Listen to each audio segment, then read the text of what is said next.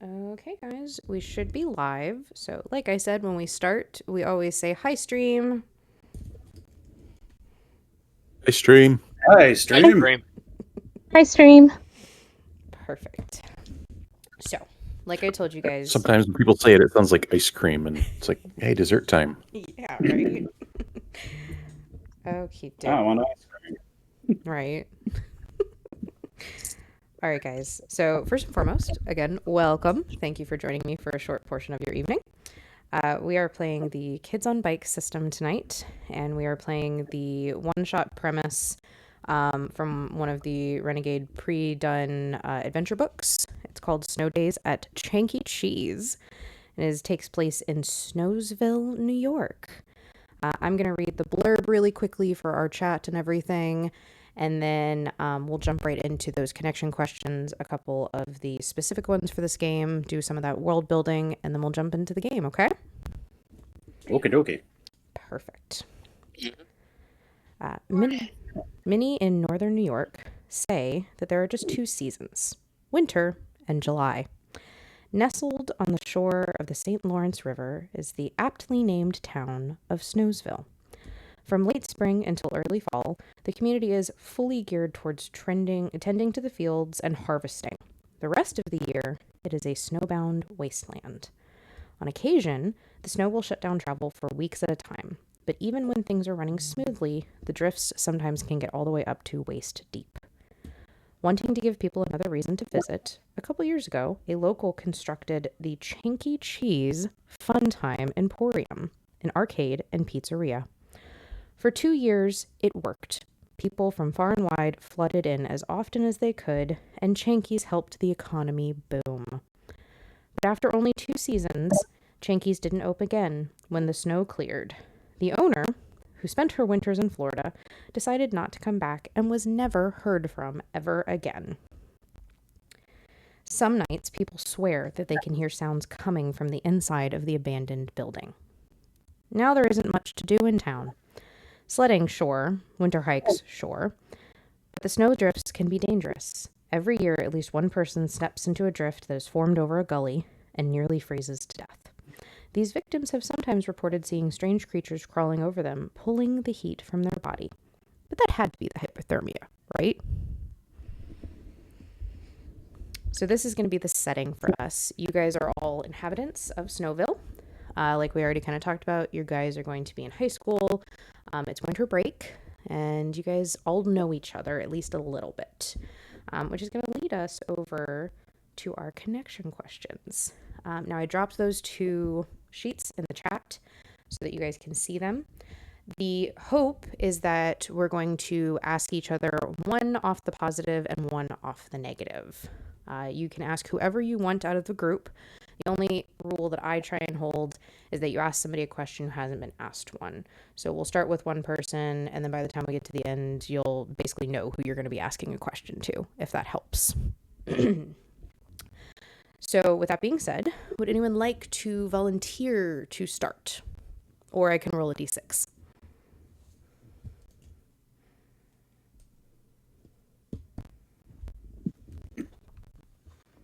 I vote D6. Quick question. Yeah. Where's the connection questions again? I dropped them in the one-shot chat on Discord. In the one-shot chat. Yeah. Okay. I also dropped the strength chart and those combo actions for you guys as well. Oh, okay. Okay. Well, I'm just going to go ahead and roll a d6 and see who it lands on, and that's where we're going to start. Okay. Yay. 1. Top of my screen. Ogre, that is you, dear. Oh, that's me. Okay. So we're going to start on a positive question list. You can ask any one of those questions to, right now, anybody in the group.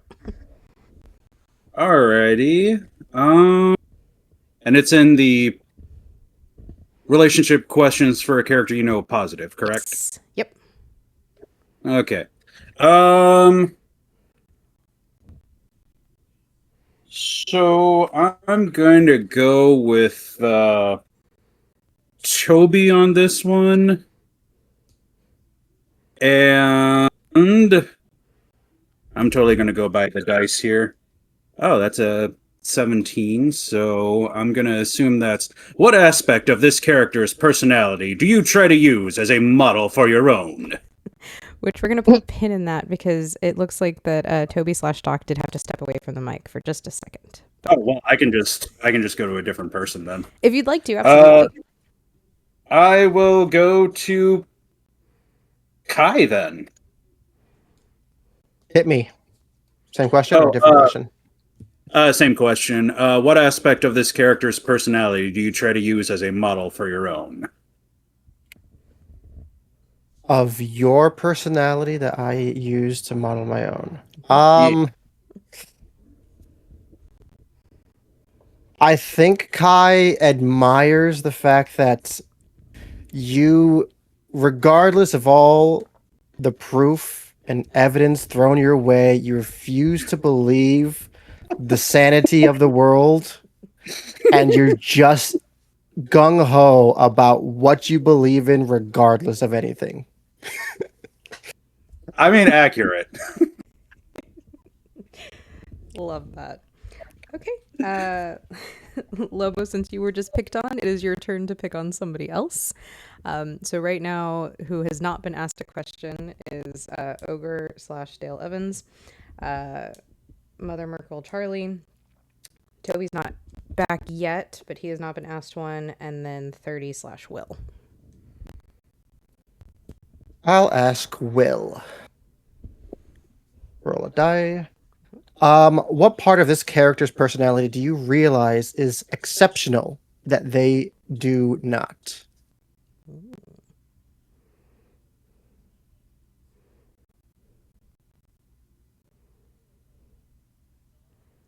30, you might be muted. I see you moving your mouth, but I hear no noise. I got a different mic and it doesn't have glowy things that tells me it's not muted.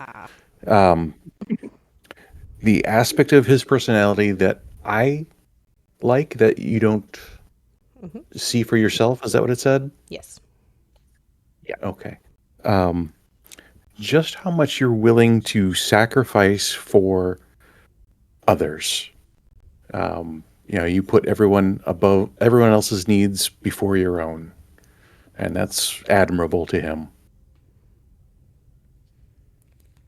Aww. Sweet. Okay, 30. So you can ask either Ogre, Mother, or when Doc gets back. 2, 3. Okay. Mother Murdoch, Shannon, correct? Or Kelly? Yes. Kelly.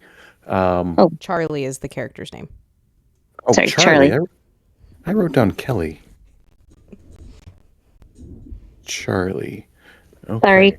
To be fair, that's No, stuck that's in my okay. brain anyway, because Has Been Hotel has been popping episodes, so that's like... Oh my god, I love Hasbin Hotel. Anyway. Not Yeah, and until that's they've all what dropped. Done. There we go.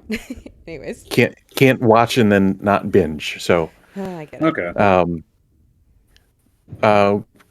my role, what about this character makes you happy?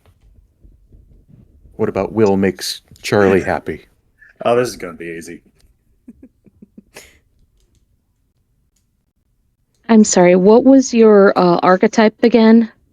I missed that. I was writing everything down when you... I do apologize. Yeah, he's the animal lover who idolizes Batman. Got it. Okay. I am so sorry. That's okay. I got your character's name wrong, so No. just call us even. It's like 3 things. What do I like about your character? What makes you What happy? about Will makes What makes you Charlie happy? happy? Well, what makes me happy about your character, besides your dog, is just the fact of Charlie's never really been much of an animal person. Her family moves around so much. So just seeing the fact of most animals are willing to trust you, and she kind of lives vicariously through you for that. Okay. Okay. All right, Shannon, you can pick on either Doc or Ogre. Okay. Just a warning. I have a dice tower and it's kind of loud, so just fair warning. Go for it. It's a game with free sound effects. Give us the I know. click clacks. I really got to figure out how to like have the camera so I can. Basically, I just have Charlie as an alien. Yes, obviously. Okay, this should be easy. Ogre. Which one did I pick?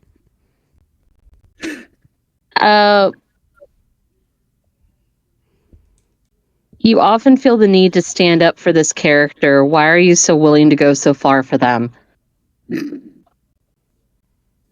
Oh boy. Oh boy, you had to just hit me with that one, didn't you? Yep. Okay. I rolled the dice. Okay. You could Well, have so much yeah. fun with this one. It's just, yeah. Here's how I'm gonna say this. In Dale's case, he figures it's better to befriend the very obvious, mysterious alien invader that is secretly going to try to control the small town of. Oh, crud! How did I forget the town name? Snowsville. Snowsville, because in his own mind, he feels like Charlie is going to call down the alien invaders and cause all the snow in Snowsville to melt, and therefore we have so much water that the first floors of our buildings will get overflooded. Also, she laughs at my jokes. Even when you're not funny. Yes. I'm always funny. Okay. Doc, I'm going to pull the question, and then I'm going to let you pick who it's about, just for sake of fairness, so we don't double up on anybody. What plan do you and another character have that most excites you?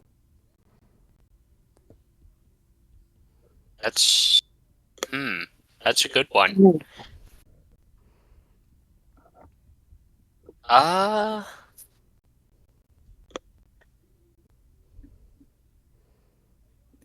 It's around summer break, right? More or less. Winter Or break. winter break. Mhm.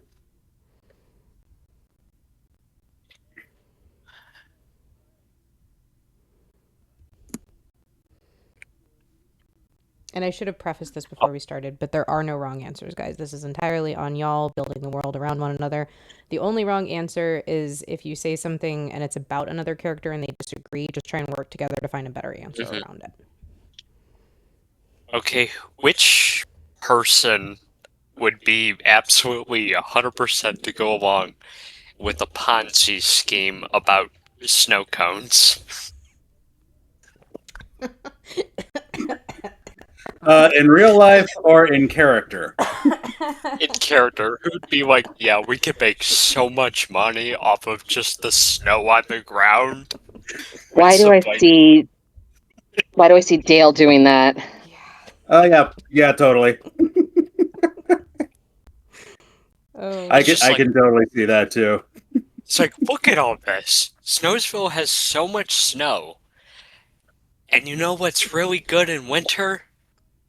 Snow cones. It's just free supply right there. I love that. I'm gonna boost that economy somehow, guys. I love that. Okay. We're gonna do the same thing with the negative list. However, I'm gonna give you guys a couple game-specific ones first, just to break it up. These game-specific ones are ones that you guys answer together. So someone can start to answer, but build together. It's supposed to help build the world around it. So first one, have any of you tried to break into Chanky's? And if so, what did you see?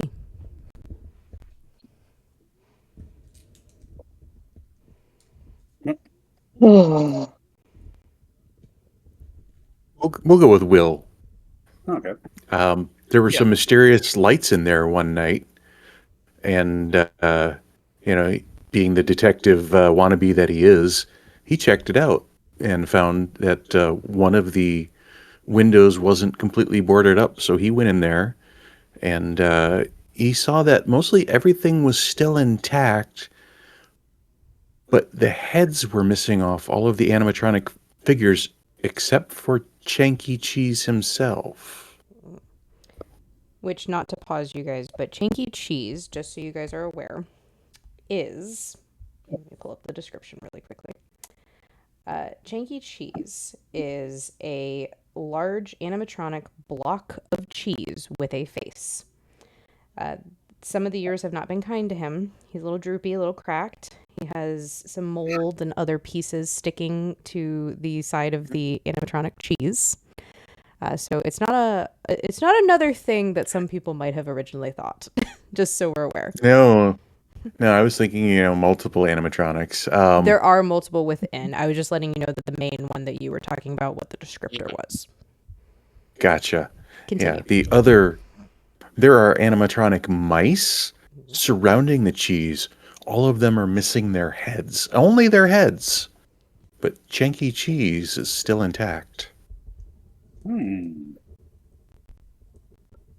Charlie would have been walking past one night on like an evening walk and heard like the Chanky Cheese like theme song playing inside, or she thought she heard the Chanky Cheese theme song, and like went to get a closer look, but she heard a lot of like, when she was just about to like poke her head up and like look in, she heard like a bunch of like weird clanking noises, and so she just was like, nope, not it, and just ran off.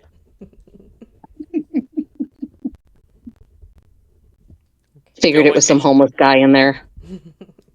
Feel like a humorous thing might have been Toby was put up to it from other scout members to like prove his bravery, even though he's a complete wuss.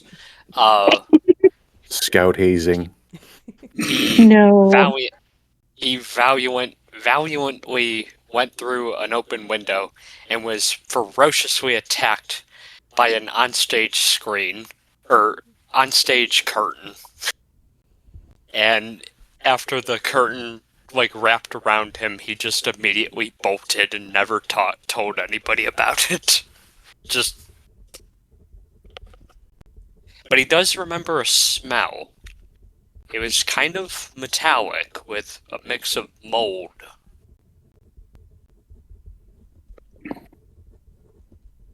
Okay.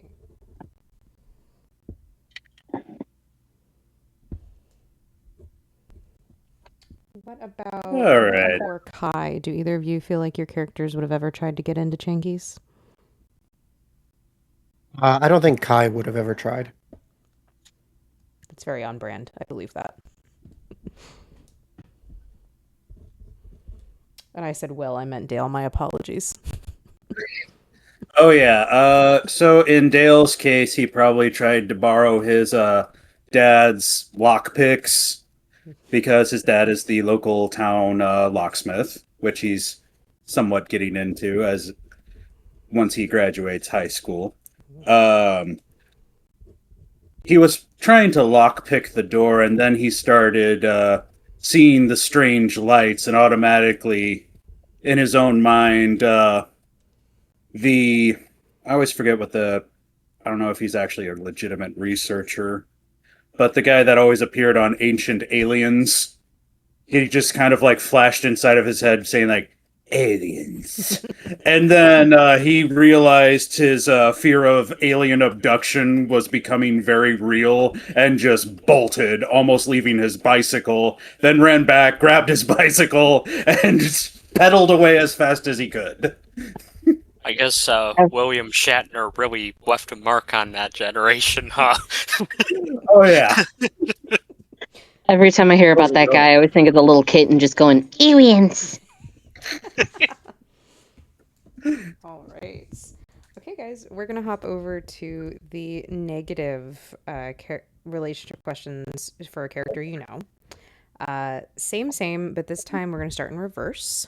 So, Doc, you get to go first. You can ask anybody one of those questions. You can roll a die, or you can pick one, whichever you prefer. Let's do dice roll. Wheel of Fortune, let's see.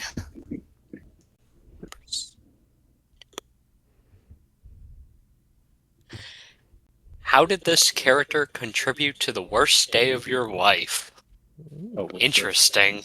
Oh no. Okay. And which character would you like to I try don't that know out? exactly which, but I think I have an idea of they were supposed to like get his back for like sunscreen. They just did like a very poor job, so he just had sunburn like all down his entire back. He has never forgiven this person for that. I could roll a dice, I suppose. Sure. Number 2. So that is Ogre. Oh jeez. Oh. It's always Ogre. Damn it, Ogre. It's not always ogre, but it's most of the time it's ogre. You know, sometimes Sunscreen blocks the radio signals that the aliens are using, man. Need it just for my head. I'm gonna say in Ogre's not Ogre, jeez, Dale's Dale. case. Jeez, I can't even remember the name of my own character. In Dale's case, he probably noticed something particularly odd on Toby's back, and then was convinced that it had something to do with an alien growing out from his back. So he left that spot alone and didn't touch anything on his back whatsoever. So really, Dale was trying to help. Yes, in his own weird way. Ah. Okay. Dale, your turn. Alrighty, so... Oh, crud, it keeps going to positive. There we go. Alrighty, so I'm gonna go do a quick roll, okay?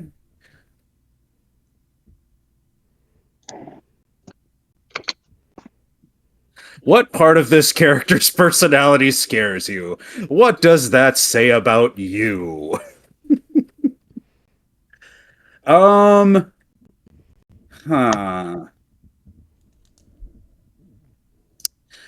You know what?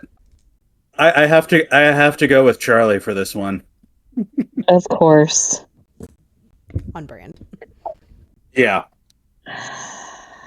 As, you know, this strange kid just came from nowhere claiming that she's part of some form of a military family and that she moves around.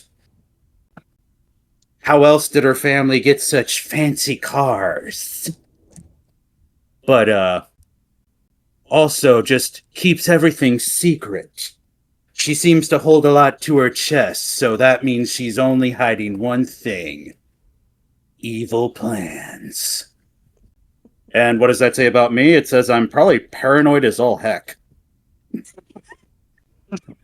You might need some medication for that. I've got medication. It's called coffee. All the coffee I could want. Maybe that's why he doesn't take medication. It's the aliens, man. They're trying to control your mind.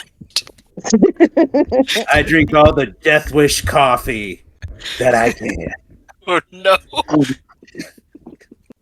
That is good coffee, man. I do love the Death Wish coffee. His pre-conspiracy theory involves taking a shot of Colombian black coffee straight. That's cute that you think he only takes a shot of coffee. Drinks an entire coffee cup of the Colombian brand. He's bouncing off the walls. What is it they do at Seven Brew? Like the seven shot espresso. God. Uh-huh. I know it's He's just- actually with that Colombian coffee, it's so potent they legally can only give you a single shot glass of it because any more will actually kill you. I believe that. Dale has like an off-brand version of it, so it's not as strong, but he thinks it is, and it's just like, man, I take 2 a day. What are you talking about? You know, he has the Ozzy Osbourne-sized coffee mug. Okay, Charlie, your turn. All right. All right. Number 4. What does this character have that you want to take from them? Oh, no. I do not condone animal stealing in my games. I'm just putting that out No, I...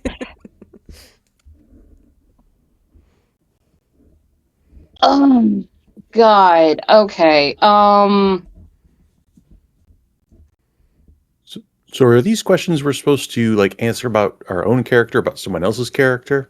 They're sort of a mixed bag. The negative ones are a little odd Okay. because they're kind of all over the place. It's all of Okay. the questions are really just supposed to make you guys think about the character and think about the connections. That's really their goal.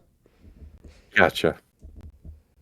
I kind of saw the Okay. opposite looking over them because it felt like it was supposed to, like, if the positive ones were supposed to bond characters, the negative ones are, like, aspects, not to, like, divide the group, but, like, stir some drama. Stir the pot a little bit.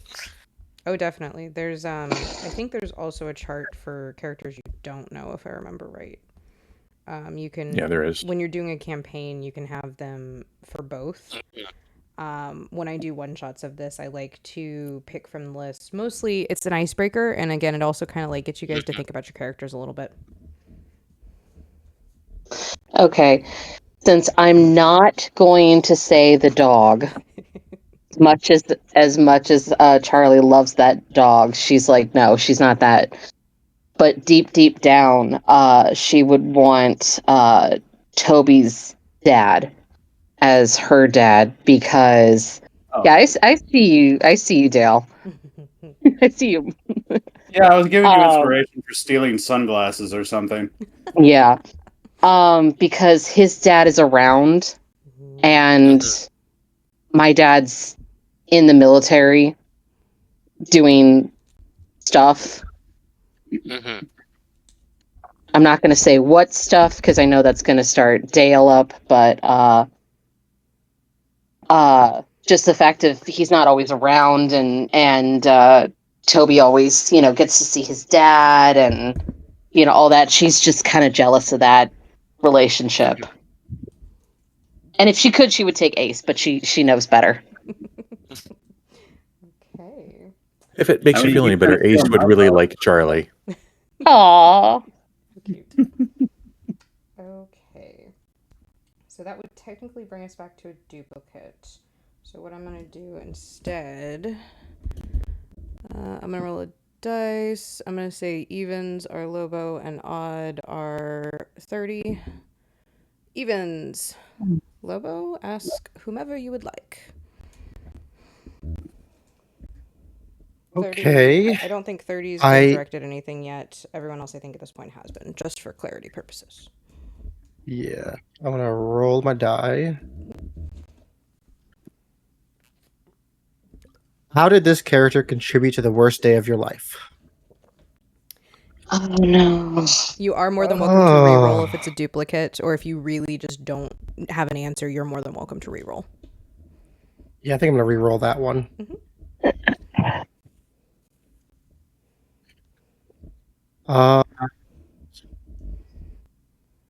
This character regularly does something that hurts you, perhaps without knowing it. What is it, and why do you think they keep doing it?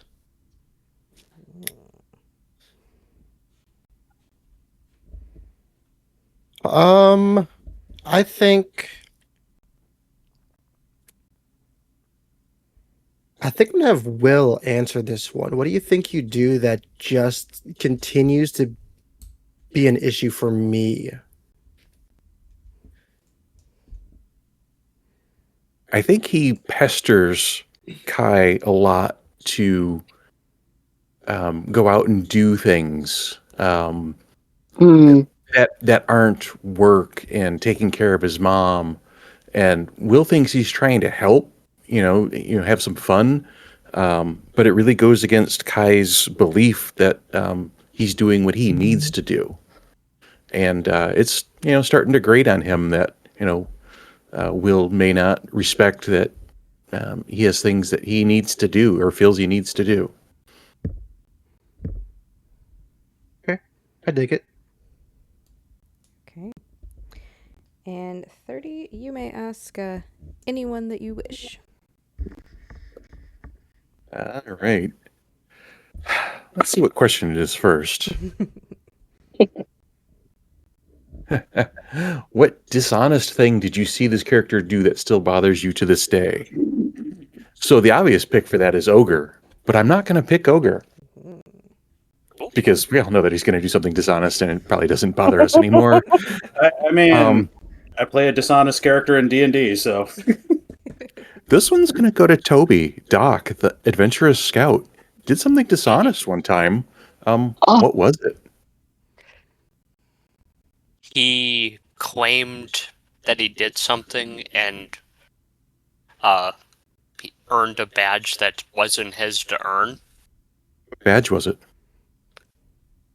God, I don't remember the badges, but if I have to go with the obvious pick, it probably was some badge which required courage because that is just him. Okay.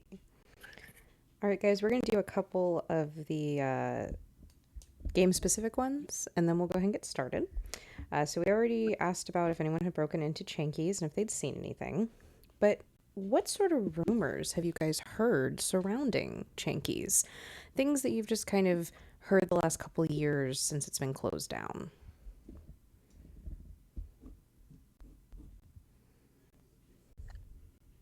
I heard that a real estate company thinks that land is super valuable for some reason, and they're trying to get it very cheaply.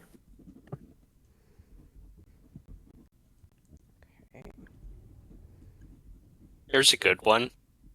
The town has an urban legend that a Wild West gunslinger buried their stash somewhere in the town where the town sits now, and Chunky Cheez may or may not be sitting on that ancient cowboy loot stash. Kind of fills into the real estate thing, wanting it. For sure. I'm gonna say that Dale probably tried starting his own rumor that never really caught on. That Chanky is really some alien from a different galaxy and has a plan to convert everyone into a big wheel of cheese so that they can all join his moon army.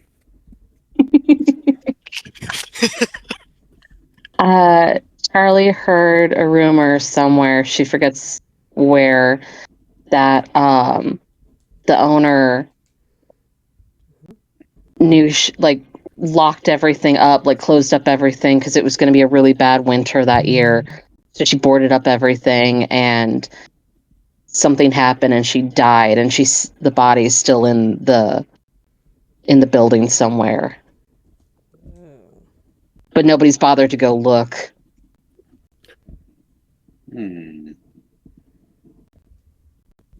I heard But from a that would make sense. coworker. Kai heard from a coworker that Five Nights at Freddy's is based off of Chanky Cheez. I was Nice. Dude, I was waiting for That somebody was- to do that. I was sitting here thinking about it. I'm like, no, I'm not gonna turn it into Five Nights at Freddy's. Somebody had to. Okay, Somebody so had who's gonna man the You're security welcome. desk? Technically, Five Nights didn't exist in the 80s. It's not even close. If it was close, I'd give it to you, but Well, one We're of them talking- set. Okay. Talking 40 years Actually, difference. if you go by Five Nights at Freddy's, security breach number 2, actually it was set in like the 70s, so it could totally do it. I don't know. Shannon has deep dived into Five Nights at Freddy's lore, Love that. much like Okay. how I I've actually have. dived into Three Houses lore. I know There are so certain little. fandoms I dive into, and Five Nights at Freddy's was one for a while. Now it's Has Been Hotel again, and it's going back to Five Nights at Freddy's because of the latest game.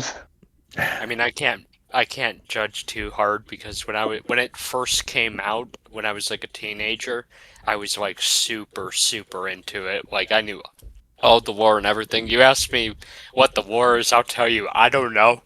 I don't think the writer knows either. Wait, how long has that been around?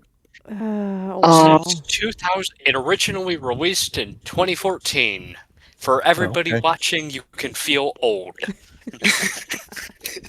I mean, I have other things that make me feel old lately. I got reminded when the NES first came out. I don't even know what that is. Okay. The original Nintendo Entertainment System. Okay, so Oh, if we're playing a game set in the mid 80s and we're all 18, I get to play myself for the most part. So, you want to feel old? There you go. yeah. Woof. Time is but a construct of the mind. What does it really mean? Okay, guys, we're gonna do one more and then we'll go ahead and get started. Why do you guys think Chanky's really clothed? I know one of the rumors kind of centered around that, but what do your characters think? Sorry. No, that's fine. I was just saying, what do your characters think about this? Whether they believe the rumor or if they think there's another reason. What are the theories behind the closure?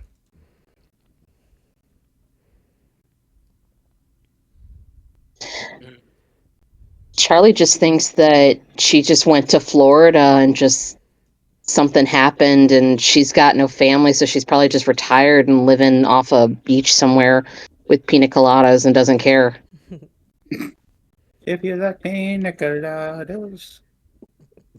Will Maybe, thinks that the owner was embezzling money from the company. I'm just going to let everyone else go before me. We all know what you think. Mhm. Maybe. Yeah, basically. I'm just going to be like, aliens.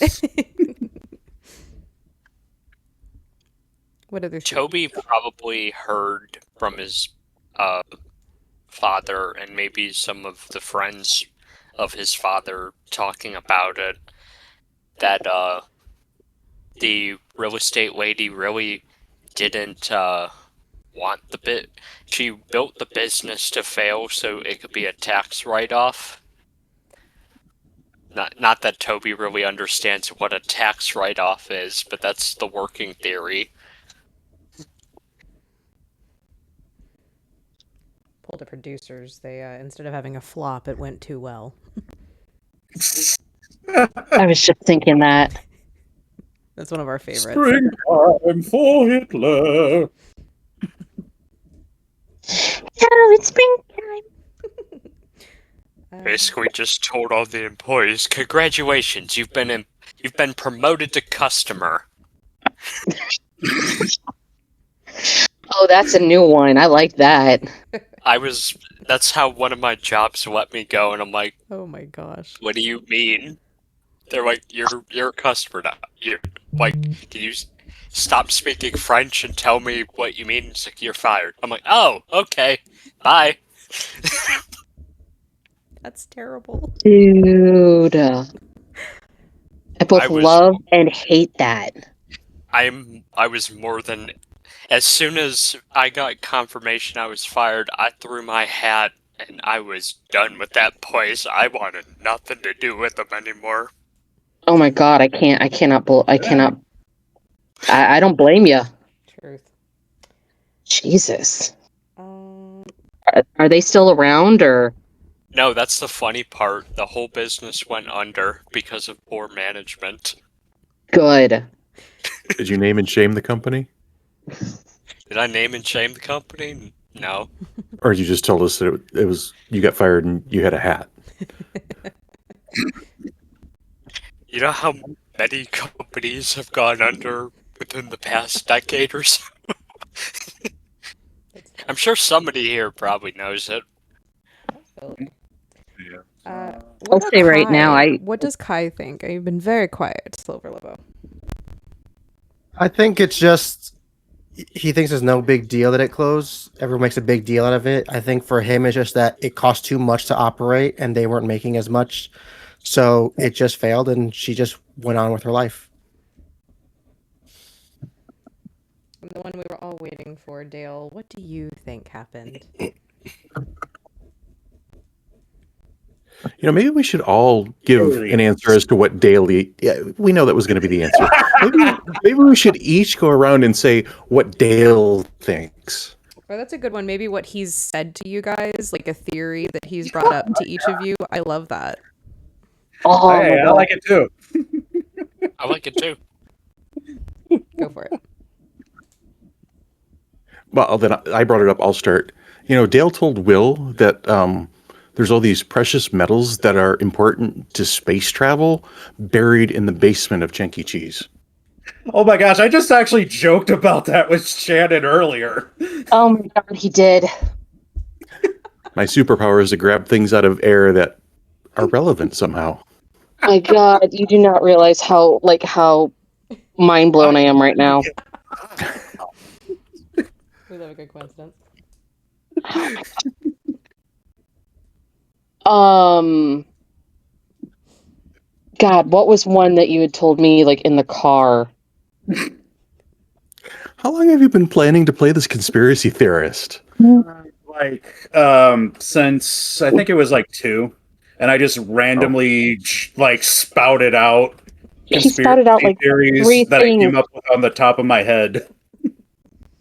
Was there one about turtles or something? Or No, there was the frog one. There was also the one where it was Barney the purple dinosaur is obviously a symbol of corporate takeover. okay, I'll go off of your Barney one. Basically, that they were going to try to turn Chanky into a TV show like Barney and brainwash the children. I feel like one that he told Toby and Toby kind of believed it is that there is a portal to another world within the confines of the Chunky Cheese icebox.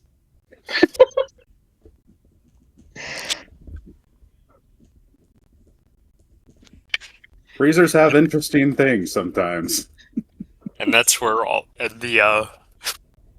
we go one step further and bring it full circle. The lights are the aurora borealis coming from the freezer. If you get the joke, you get the joke. Yeah. At this time of night? I think he told Kai that the owner is a clone and there's multiple of them in the basement and they all work for this alien organization. And the reason the place was shut down was because the government found out about them and a massive battle ensued inside and no one knows who won. All of these sound plausible to me. I don't know what you're talking about. And I think this is great. And I think Emma's really loving this because in System Shifters, if you haven't listened to it, Emma plays the conspiracy theorist. Oh boy. Nice. Oh. I do. I think Going this is full near and dear circle. to her heart.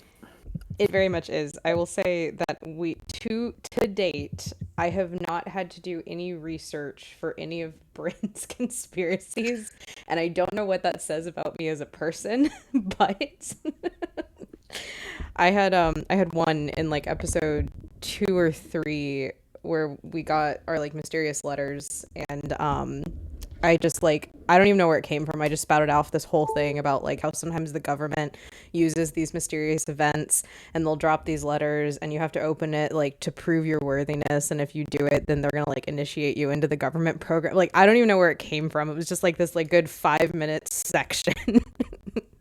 And afterwards Tat was telling me, he was like, wow, that was really good. Did you like have that planned? I was like, nope. Just up here. Sometimes the creativity is just right off the top of your head, and you don't know where that stuff was hiding prior to it. Without going too much of a rabbit hole, no pun intended. I said this Yeah. actually last night because we did a recording session last night of System Shifters, and there was a moment that I said something so in character that it wasn't like I thought it, I did it. It was just I did it.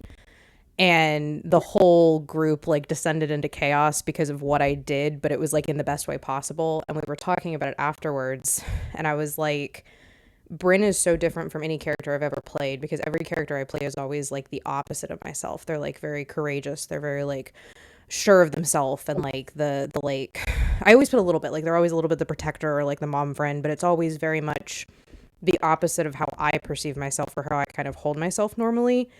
But Bryn is like very me, and that's very different from how I play things. So it's very easy for me to get in character for her. I'm gonna have to. I didn't know System Shifters was a podcast that you did. I'm gonna have to check it out. Sounds pretty cool, though. It's pretty great. I won't lie. I go back and I listen, and the first 2 episodes are a little slow because we're figuring everything out. But you get past like episode 2, and we just find our groove, and the group is fantastic. I know I'm biased because I'm in it, but I mean, the people I play with are so talented. And for anyone out there listening, you should totally check out System Shifters. We're on all podcast streams, Spotify, Apple Podcast, YouTube, all the like. It is about a group of teenagers in middle of nowhere, Indiana, who get sucked into a different universe. And every time we get sucked into a different universe, we try out a new RPG system. Oh, wow. Nice. So System did you start with? this one, actually, we started on Kids on Bikes. We shifted to Kids on Brooms. We just recently shifted into Teens in Space, spoilers. And season 2, mega spoilers, sorry Tat, is going to be Kids in Capes. So lots of really exciting things to see there. We're also going to be doing some of the polyhedral systems like Kobolds Ate My Baby and Mazes. I'll get yelled at about this later, but we're going to get the hype. We're going. May By I? the way, I found my little mug pot thing that I can actually use. May I Or give a Dale's coffee suggestion obsession. for? May I give a Jesus. suggestion It's for giant blue mug night. system? Yeah, absolutely. There's if you actually look on the Discord, there's a channel called Shifties, which is our System Shifter fan one. And if you have a recommendation, please put it in there, because Tat's always looking for new systems to jump into and to use. I think he's got a couple planned for like season 1 and season 2, but he definitely always wants to test out new ones. Okay. Anyway, obligatory plug aside. I wasn't even going to go there, but thank you, 30. Tat will thank you later too, I'm sure, because I always forget to bring it up. Now, the dodos I'll bring up almost every time because it's easy to remember them. But anyways, okay, we're going to go ahead and get started, guys. So it is winter break in Snowsville, New York. A fresh layer of snow is on the ground. It's toasty 22 degrees outside. It hasn't been this warm in a couple weeks, you know? You guys are excited. The sun's just starting to go down. Whose house do we think everybody would kind of like gravitate towards? Or maybe you guys have a place that you tend to hang out as a group. Where do you think maybe you guys would be sort of like making your way towards? In town in the 80s, we're in a place where it's always cold, there's definitely an ice cream shop that has several arcade machines. Absolutely. What's the name of this ice cream parlor? Gotta go with the Uncle first. Frosty. Oof. Uncle Frosty's Frosty? Ice Cream Nice. Emporium. I love it. Okay. So you guys are all heading to Uncle Frosty's. Your normal sort of haunt. You guys meet up here quite a bit after school, during break. Usually this is where you guys kind of decide what you're going to do for the rest of the night or what the plan is. What I'm going to do is I'm going to kind of, like I said at the beginning, I'm going to turn the mic over to you guys and let you guys kind of give an explanation of maybe what your character might be doing. And then when they arrive at Uncle Frosty's, I'll jump in as need be. I'll let you know if you need to roll anything. But that's kind of where we're going to start. So I'm just going to pick the top of my One screen. thing I don't know that we've done, Emma, have we introduced characters, or is that what we're doing here? This is what we're doing here. Now that we've done the Perfect. connections, Okay. we're going to go through, let everybody do their character introduction, what their character is doing at this point, and then how they get to Uncle Frosty's. So I'll start just at the top of my screen, which is actually U30 right at the top right now. So I'm going to make you go. Great. It's been rearranged. I'm 30. I'm playing Will. Will has brown hair. It's parted on the side. It's combed very nicely. He's wearing his favorite Batman T-shirt and a winter coat because it is a little cold. He's got the blue jeans on, ripped left knee. If you could see through his coat, you'd see that his left elbow is all skinned up from some accident he's had recently. He's kind of clumsy. He's got glasses on, and he's riding his bike. He's 18. He's still got the BMX bike going on that has been wrapped all in electrical tape, so it's black now. And he rides that up to Uncle Frosty's Ice Cream Emporium, while Ace, his trusty companion, goes for a run with him and runs behind and beside him. He doesn't go too fast, so Ace can keep up just fine.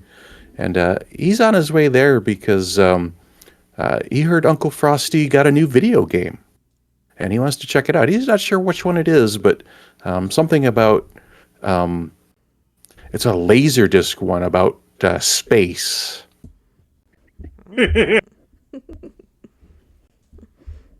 Oh, I can feed off that one. Almost like I really wanted to well. set you up or something. I also remember when our local ice cream parlor with video games got, that game, that Laserdisc with nice. on space. Yeah, I'm familiar with all three of those arcade machines. I can remember Dragon's Lair. I can't remember the space one. There was a second one, and then there was also Space Ace. Space Ace. Space There we Ace. go. Yeah. Hey, Which, it's named if for you my want, dog. I can follow up that.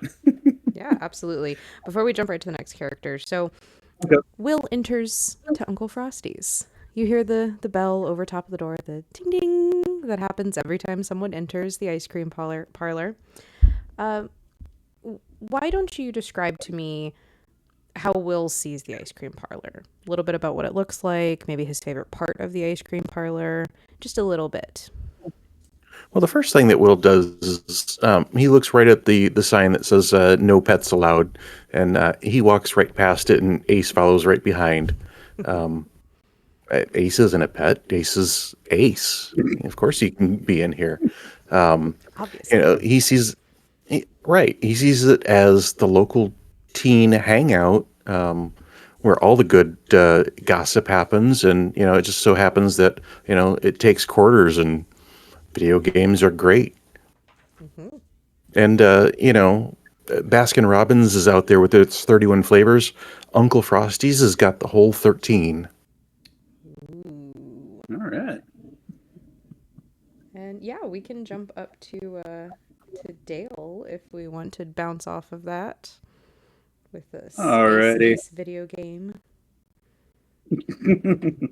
So, Dale, while he's playing the new Space Ace game with the art style drawn entirely by Mr. Don Bluth and team, he's totally acing this thing, and he's also explaining to while he's playing the game, he's also explaining to everyone how Space Ace is also a representation for how we need to resist the alien invasion, and how we need to also reach into that deep muscle-bound chat of a person that's in us all.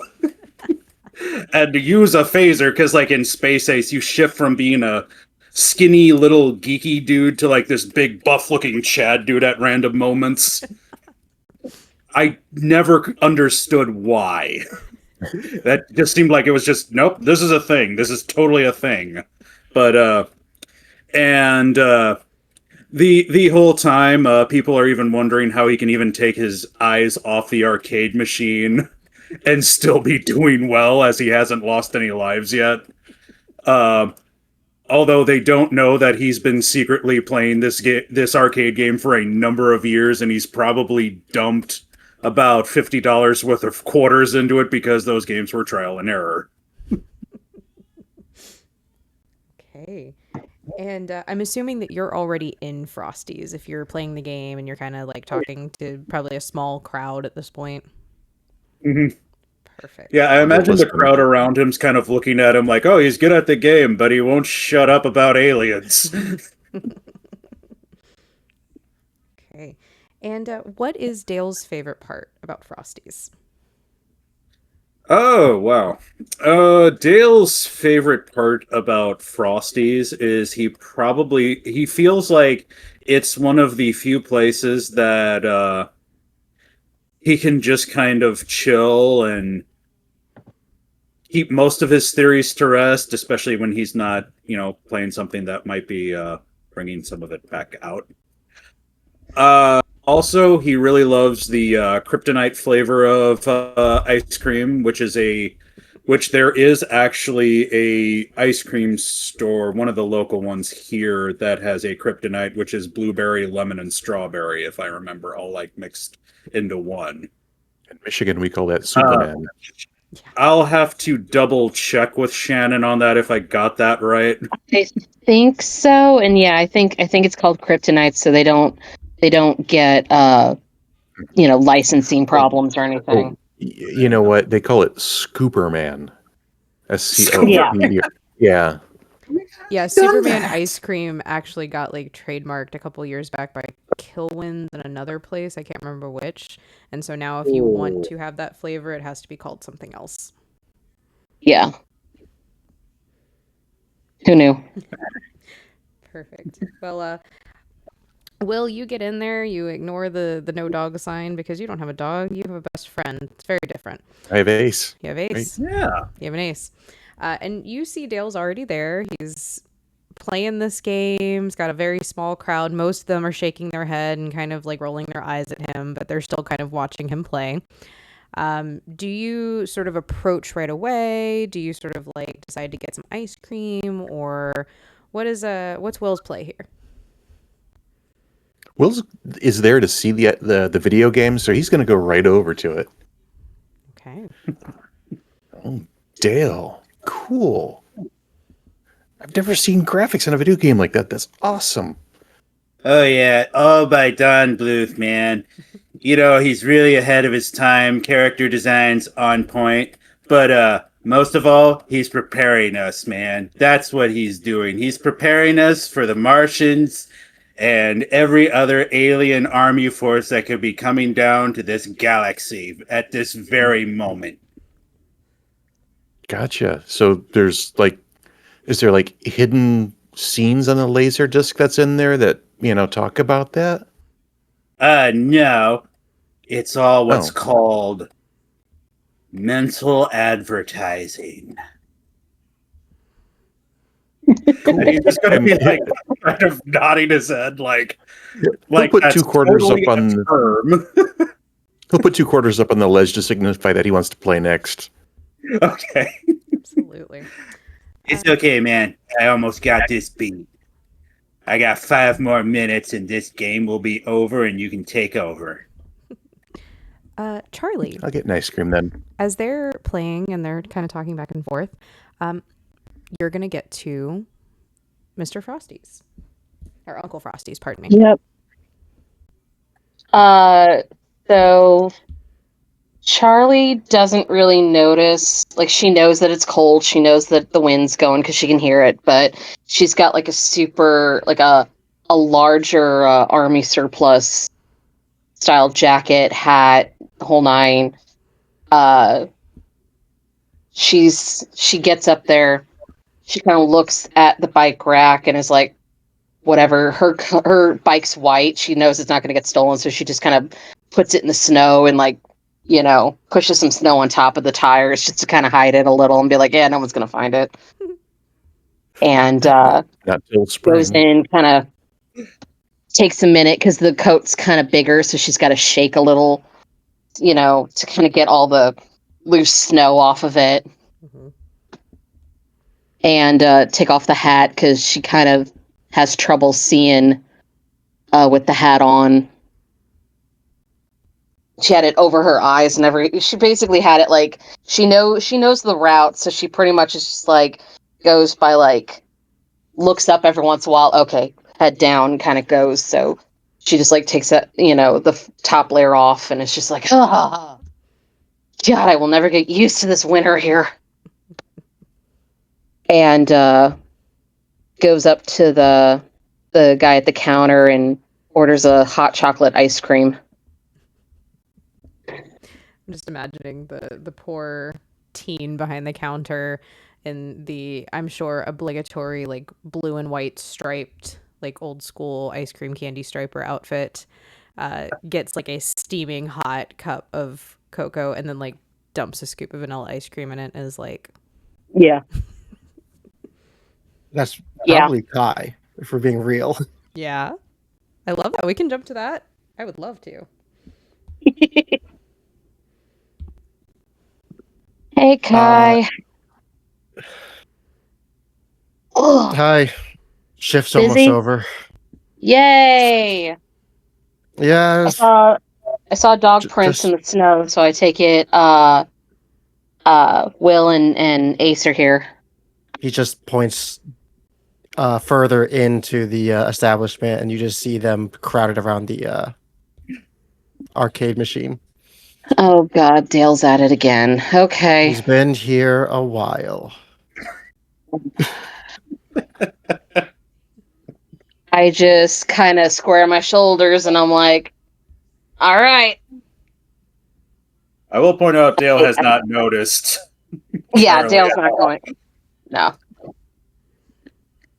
I hear you talking about like conspiracy theories and like, subconscious, commercial.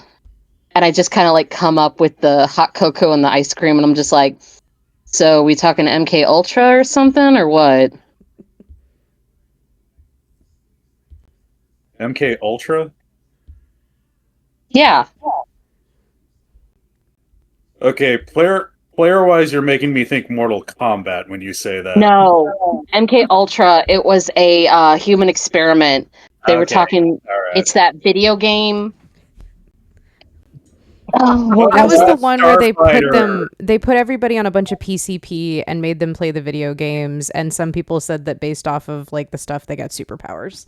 It was one of those like creepypasta conspiracy theories.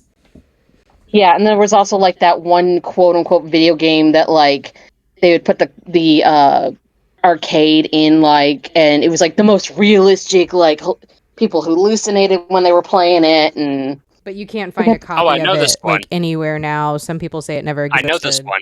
Yeah. It's called Polybius, and it's funny because the word Polybius is Greek for gateway. Yep. that's what it was. Yeah. Yep. I think somebody's 100% going to correct me on that. No, you're absolutely right. Yeah, no, you guys are It's, right. This is one of the ones I Polybius. referenced as. Would. Once Yeah. again, the stuff lives in my brain, unfortunately. You guys are right. There was a game theory done. Also, I don't think that came public until like well into the early 2000s, so outside of in-game knowledge, I suppose. Okay, because it said the legend started in 1981, so I was like, oh, we might have heard of it. Late 80s, but never mind. I was just kind of be like, what is this Roswell stuff you're talking about again? I think Dale started it after beating this game. That'll happen in a few hours. How much money have you sunk into this game? Are you talking today, or are you talking when I had practice at other places? Never mind. Wait, I you just say think this game's not new? It's been out for a little while. I mean, it's Oh. relatively new. It takes forever to get that stuff here. Yeah, I know, man. You think that they do a better job of making things more accessible to the small towns, but no, don't prepare the small towns for the aliens, man. Because why not? That's where the aliens are going to go first. The small towns. That's where they're going to probe us. This is why we need to get ready. This is why we need blasters, people. Okay. I just drink my hot coffee ice cream, and I'm just like, I'm just That's- like listening to this. That smells good, Charlie. What flavor was that? I think he said it's just hot chocolate, and I think vanilla. But I added a little bit of. I asked for some hot fudge in it. It's really good. And Dale's probably just beat the game, and he's just turns to Willie. He's like, "All right, man, all ears.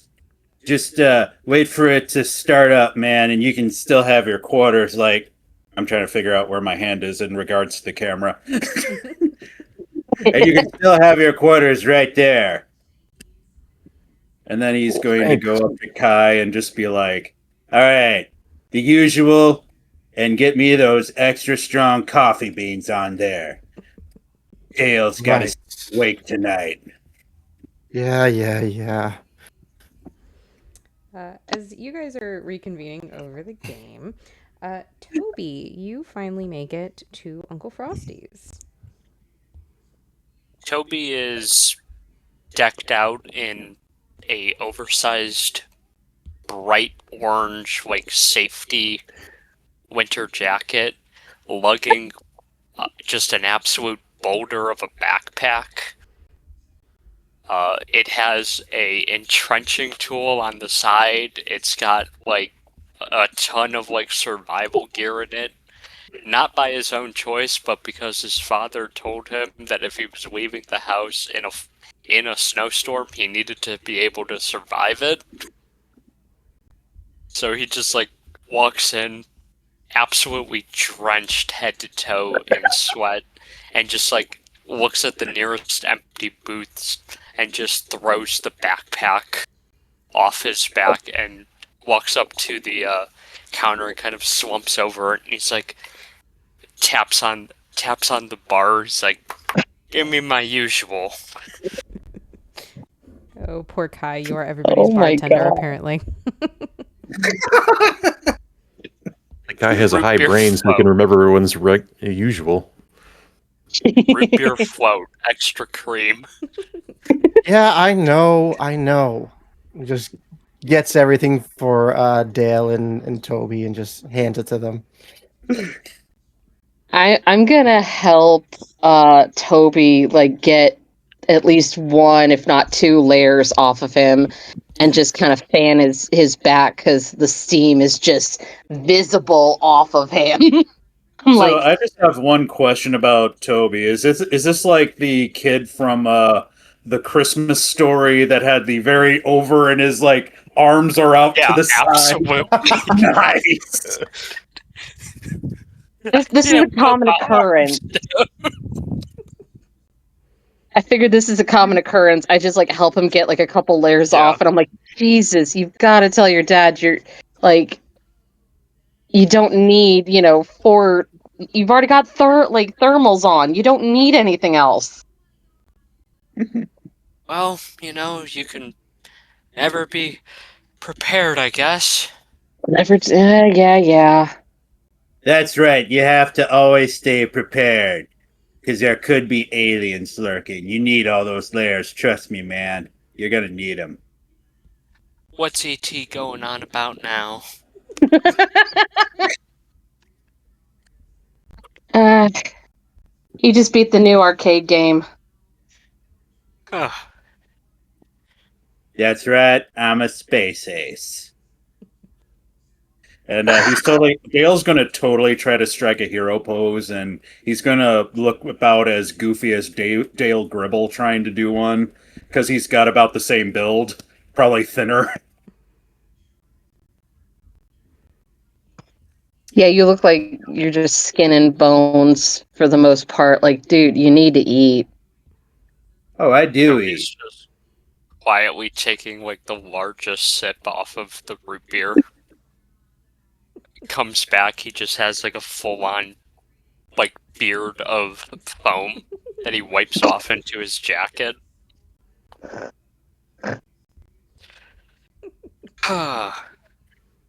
It's like 5 pounds soaking wet. I try to put it up on a hanger just to somewhat help, get it dry. And it's just like, that is going to take forever.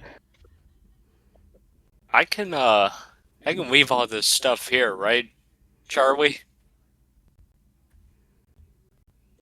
I mean, I kind of look around. I'm like, I don't think anybody else is going to be coming in tonight, unfortunately. I mean, you see the weather. Kai said his shift's almost up, so He just kind of throws it into like all of the stuff into a empty booth, and then only keeps like a very like the warmers underneath like his regular clothes, and then like a winter jacket that's not oversized. As you guys are having this interaction, the bell on the door dings again. Kai, it's your shift replacement. It's the late shift. You lucked out. You got the mid-swing shift, which is a little slower this time of year. So you know that you can clock out now. I go to the back, let Uncle Frosty know I'm out of here, and while I'm back there, I just get the shirt off and put my actual clothes on and shove the horrifically colorful shirt into my torn up backpack and walk out as I prefer to look, which is some pretty worn out jeans with a couple tears in them that are patched up. A a shirt that has a couple tears on the bottom of it, and a leather jacket, and that's the only thing I have for protection in the cold. As well as a really beat up sweater that I tie around my waist, and sling the old hole riddled backpack over my shoulder and go out into the other side of the counter to join the others. Absolutely. And as we have you come off shift, you get to finally fulfill your true form, so to speak. I'm going to have everyone give me the first roll of the evening. So, if everybody wants to roll me a brains. Ooh. okay. As a reminder, and for anyone listening, the Kids on Bike system, you guys have designated one of every of the polyhedral set for all of your different skills. You have your fight, your flight, your brains, your brawn, your charm, and your grit. And it is exploding dice style. So once again, if you hit that top number, re-roll and add to it. Another really fun mechanic here, everybody starts the game with 3 adversity tokens. I'm going to give you basically a target number. If you don't hit that target number, you gain another adversity token, and you can use those tokens for a couple different things. You can use the tokens to add to a roll. Each adversity token is +1 to whatever roll that you're doing. I allow for rerolls once per game as well. So if you want to spend a token to reroll entirely, you can. And then there are certain skills that you can use those adversity tokens for as well. Okay, so what was it? Brains? Yes. And I need at least I got an a 8. 20. Oh. You hit 20 or it was like a dirty 20? No, it did hit 20. Roll again. All right. So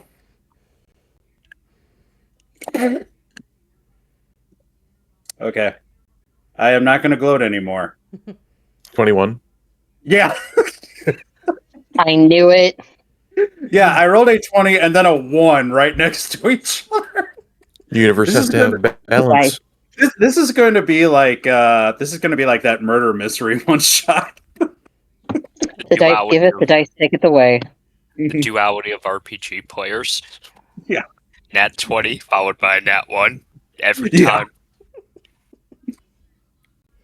All right. So I was looking for 8s or better. Will is engrossed in the game with his 2. So you'll take an adversity token that you can use later. I also did what Dale did, but on a different die. I rolled 11. Okay. A 10 and then a 1. I might need to pull my dice jail out for this. Well, it's my secondary D20 that hit the 1, so that one's probably going into the dice jail.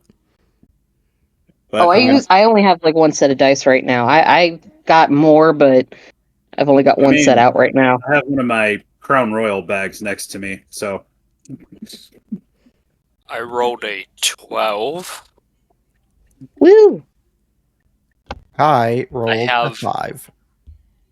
You're just really happy to be off shift. Freedom. The post work adrenaline high is kicking in. You don't care about nothing. Absolutely not.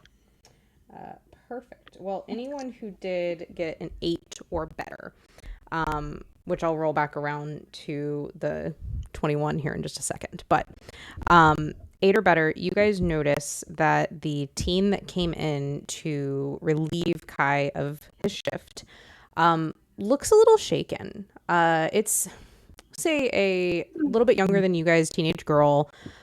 She's got like blonde hair, like pulled back into a braid, and she's like pulling off her cap and her mittens, and her hands are like shaking. Like it takes her a couple times to like pull the mittens off.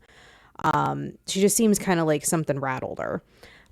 With that 21, I'm going to say you hear her actually muttering a little bit and just like, it's just a stupid rumor, stupid cheese place. There's nothing actually wrong with it. Don't get in your head. Don't get in your head. You got a whole shift ahead of you. I think at All that the point, Dale's gonna be like, what's a stupid rumor? And she's going to like jump when you speak to her. And she's like, nothing. Sorry, I just saw something on my drive, my ride over here, and it just kind of shook me up. It was nothing, really. I'm sure I was just seeing things.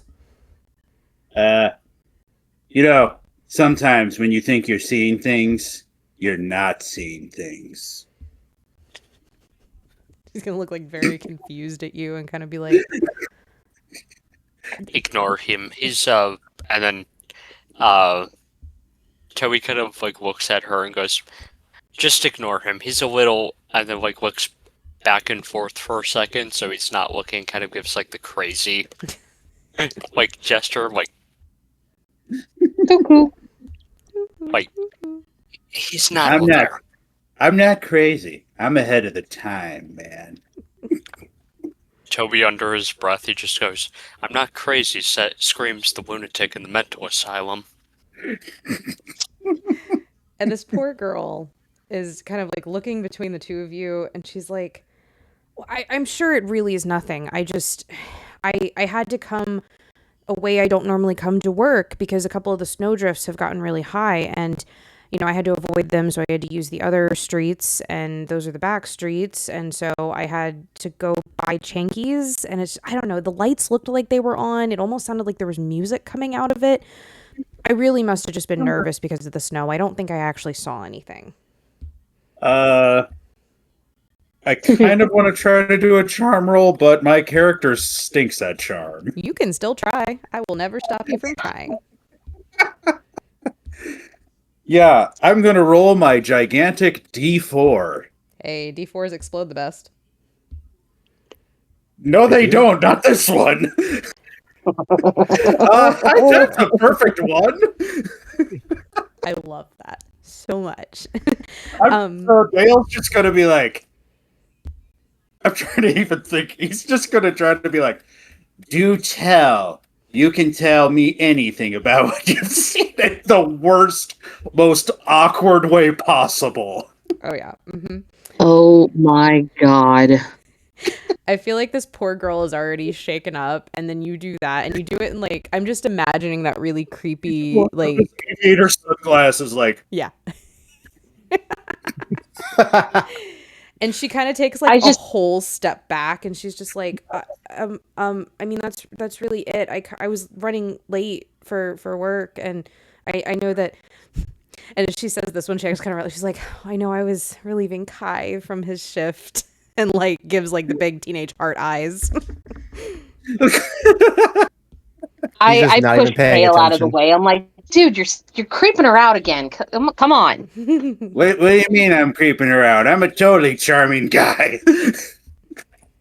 Well, you can try to beat me in Mortal Kombat. Come on. If Mortal Kombat was even a thing in the 80s. Hold on. No, I was like teenage years, I think, or early teenage years when Mortal Kombat was out. Well, whatever fighting, whatever 90s. arcade game. Mm-hmm. Street Fighter, the first one. Yeah, the original Street Fighter for sure. You can try to beat me in Street Fighter. Oh, let me guess. You're going to try playing as Player 2 Ken again and think you're better. Well, let me tell you something. I know something you don't know. What's Ken that? is just secretly a clone of Ryu. And this is supposed to prepare us for when the aliens make polar opposite clones of all of us that do the same things as we do here on Earth, but they look better, or at least they think so. I'm going to go play Galaga just because it's loud and it's going to drown out Dale. Wow, Dale, I'm impressed. And we haven't even had a moment where you had a breakdown about Luigi. Don't get me started on that green mustachio man. I will say, once you guys have noticed Dale sort of accosting this poor girl, everyone else would have noticed and at least seen that she was shaken and like she's like finishing taking off her jacket and stuff like that. Are you all right? You seem really, really shook up about something. Sorry, yeah, like I said, I don't normally come that way to work, and it was just, I don't know, it was just kind of strange, Chanky Cheez has been closed up for so long, and don't get me wrong, I've heard all the stupid rumors, but I've never witnessed anything, and it was just a little, I don't know, it just, I guess, shook me up a little bit.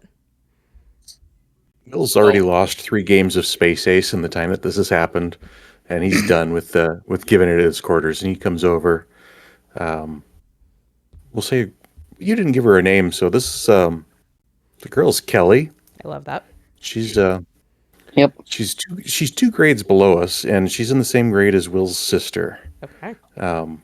So Will's sister Sarah knows her, so he kind of knows her a little bit.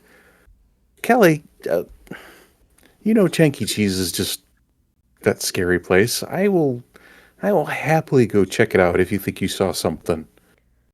I got you.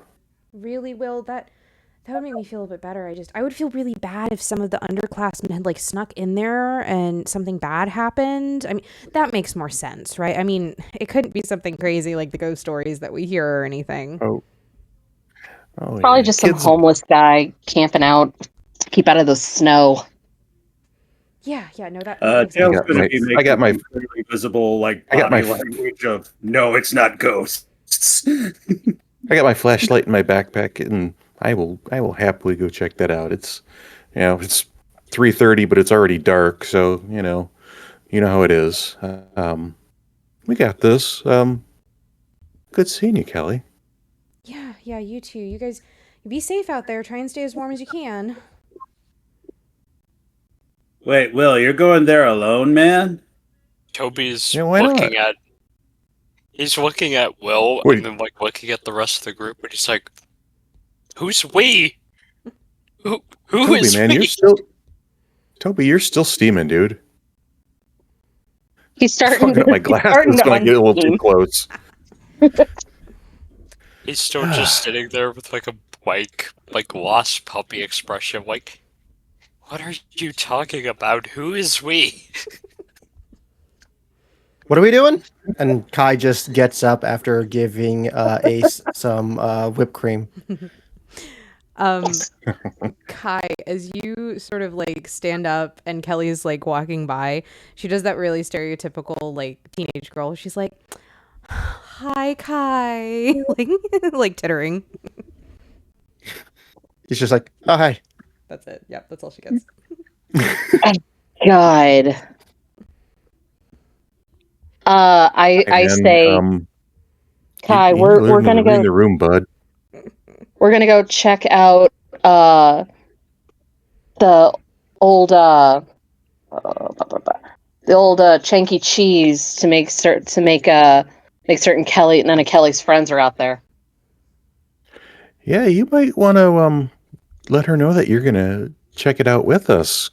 She seemed to think that was a brave thing to do, and I see the way her eyes light up. Oh boy, it's Yeah, gonna you, be one bud. of these days. And he just like immediately grabs the root beer and just like chugs the entire rest of it, and then just slams it back down on the table. Like, all right, let's get this on the road. You in, Toby? If something happens to you, and I was the last person to saw you, I really don't want to be interrogated by police. So, yeah. Well, Well, now I Dale's have to probably go. the first suspect. I disappear. Right. I at least got the army base at looking for me. Yeah, I'd rather not meet your dad. As he pulls on the jacket and starts walking towards the door. You're gonna I'm leave your going pack through here? I'm going through the bag of like stuff that he brought, and I'm just grabbing like, You find basic inside necessities. find inside a flashlight, 16 MREs, a heating blanket, one of those bright aluminum foil like blankets that you can see like a mile away, and like a flare. Like an actual just pull the top off flare. Oh, okay. I am not even going to ask where you got all of this. I know I've told you your dad is secretly like a conspiracy, like survival nut. I've told you. Well, he won't let me in his office, so who knows what he's got in there. Okay, so you guys are all saddling up and gonna head to Chanky Cheez. I think as they're all determined about this, and Kai's just been like, what's going on? And he just watches them go, and they're in their heads about doing this mission or whatever. He's just like, they're going to die without me. And just follows Yep. along. At first, Dale's gonna be like staying behind. Oh, no, you don't. Grab him by the back of the shirt and start dragging him with us. Will wasn't going to leave without Kai. So, yeah, he saw the way that Kelly was looking at you, and he's like, he wants to hook you up. He thinks you need to have some fun, and maybe Kelly can help. So, And I'm being the wingman for Kelly. I'm like, come on. Let's make you do something heroic so we can tell Kelly. Wingman for Kelly? I thought it was Kai. We have Oh Kai no, and we have I'm Kelly. trying to Charlie. wingman for Kelly. I'm trying to talk good about Kelly to Kai. Okay. Sorry. Ah, I'm trying to be the girl, the best girlfriend. The girl's Be like, girl. dude, girl's girl. Be like, I give her like a small like thumbs up, like I got you. She's like, The most oblivious person ever. Just like, what is everyone doing these weird looks for? I don't know. Beats me. good too. Yep. That. Okay. I'm just Yeah, but imagining Dale's like saying to Toby, "Okay, I want this known that I am doing this under complete and total duress." I'll make he just kind of like pats him on the back, and he's like, "I'll make sure to not exclude that from the report." You better not. This is technically kidnapping. aren't you always saying that there's aliens in there? Come on. Yeah, that's why I'm not going there, or usually not. Okay. So you guys head off. Well, let's just hope it's ghosts then. Here's hoping. So you guys head off. As you guys take off, it's gotten a little bit colder outside. The sun's already gone down. You guys are, far up north in the winter in a time of the year that's already covered in snow. And it's gone down probably at least 4 or 5 degrees since you guys have been inside and talked and whatever. The streetlights have already started to come on. There's some really light flurries just kind of circling down. It'd be pretty, kind of picturesque if it wasn't sort of dark and gloomy and the off season of a town that normally has so many tourists bouncing around. And as you guys ride off and you come up on Chanky Cheez, I want everybody to describe a piece of it. Something that when you ride up on your bike, your character notices right away about this old boarded up kids' pizza emporium. every time they use the letter C, it's a Pac-Man. They are trying to capture in on the craze of Pac-Man of the 80s. Absolutely. Checks out. I think for Dale, he's going to be looking at the same window where he saw the mysterious green lights and just be reminded of the time he went into extreme flight mode. Mm-hmm. Toby would probably be like eyeballing very suspiciously the precariously placed on canopy over the front entrance that is just hung up solely by 2 poles that are like bent and rusted out. He does not trust it in the slightest, but it's like probably the only more or less way to get into the building. Is the awning still intact or is it ripped and degraded? It's probably degraded pretty heavily, but it's just bare bone metal somehow still around, afraid to sneeze around it might fall kind of deal.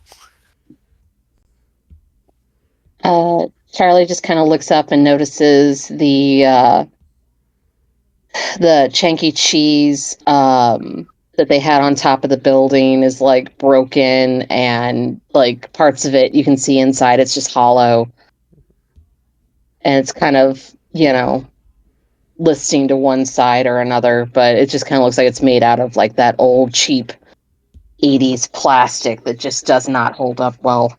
Mm-hmm. And something else that everybody notices. I'm so sorry. I think Kai needs to go first. Kai notices the sign for this place on the side of the road leading to the parking lot, and how he has in the past spray painted the entirety of the name of this place black except for the Pac-Man C's. Nice. Love that. Something else that all of you notice as you pull up is that the lights are indeed on. While everything on this building has been boarded up and as to the best of the ability so that people can't get in. And there's some maintenance people that come by pretty regularly to kind of re-nail things up. That awning is, kind of falling apart. That cheap plastic that doesn't hold up very well, that can't stand the weather and time. The big sign that once used to light up and was bright kind of beacon in the evening has started to deteriorate as well. But behind the boards, just through like the slivers and some of the knot holes in the wood, it is lit up inside. And as you all kind of line up and lean against your bikes a little bit in the cold, you hear the faintest music. That sort of creepy carnival-esque that goes behind the Chanky Cheez theme song that you all know very well. So they found the power. What's the big deal? Well, at least it won't be dark in there. I don't That's think you true. understand, guys. This is all of the aliens, man. Oh my god. Or it's Toby just the just power kind of company. sighs, and he just mutters to himself, God, I hate that song. It was fine the first, 5 times you hear it. Yeah, but And if then you really notice when you listen to it, the opening 3 notes are just like that one movie And then, like, where the the fact alien that, ship is playing music. that Are you talking one about 2001 again? and then that one tambourine snare keeps coming no, no. in, like, every so often. God, it's annoying. Oh, Close Encounters of the Third Kind. Sorry, I couldn't think of the title. That one. Mhm. Well, let's get this over with and just start walking over toward the building. Somebody probably just hit the breakers. Something probably just set it off.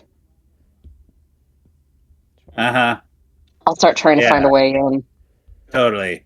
Absolutely. Anyone who wants to look for a way in, give me a flight check. We're going to be looking for another 8 or better. Okay. D12. Awesome. Oh.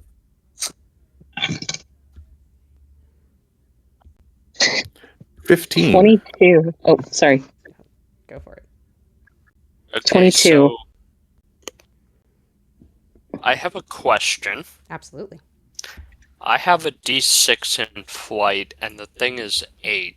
Mhm. Am I not doing it the right way? Like, is it you roll each dice, each stat has a specific dice put to it, right? Yes. There's not like modifiers or anything of that stuff, right? So you absolutely can modify with adversity tokens, which you would gain every time you fail a roll, or you start with 3 of them. There are going to be times where, similarly, we did a charm earlier with Dale, and he knew he wasn't going to be able to get it because he was rolling a d4. So there are going to be times where you may not be able to succeed, but that's okay because your failures will still gain tokens. You also mentioned it earlier, but Okay. you might not have caught it. But when you roll in the Kids On system, if you roll the top number on your die, so if you roll a d6 and you get a 6, you get to roll it again. So, even if you have a d6, you can hit an 8 if you roll a 6 and a 2. Yep. Okay. Is that maybe what you were missing? Yeah, thank you. No problem. So close. I hit a 5. Yeah, I rolled an 8, and then I got on my die, my d8, and I got a 7. So I got a 5, and I'm going to say that the main reason for that is this is playing into Dale's fear of alien abduction. Absolutely. I got a 7. I have D4, so I got a 4 and then a 3. Nice. And I think it's just that he's just wants to get this over with, so he's just missing very clear, obvious signs of a doorway. unless there's something special on a 22, I think Charlie and Will were actually looking at the same spot, and we find a piece of plywood over a window next to the door that had a broken window behind it, and we find that it's loose, and we don't even need tools to take it off. Yeah. Oh, yeah. And as sort of Okay. just a bonus on that, when you guys both find it, Charlie kind of like gives you like one of those eye contacts, and you both sort of nod, and you pull at the same time, and the last nail that was holding it comes off. So you guys now have a very clear entryway in. Okay. Normally, I'm a ladies first kind of guy, but in this case, I'll go first into danger. Fine with me. Kai, Dale, Toby, Dale, over here. Dale's gonna kind of be like, "Oh yeah, that's right. I'll go ahead and be lookout." No, Get man, in you're coming here. in. What? What? And then I'm just imagining like Charlie now grabs it by the shirt collar. And he's just like, "Ah!" I'm gonna need someone to step on when I climb through.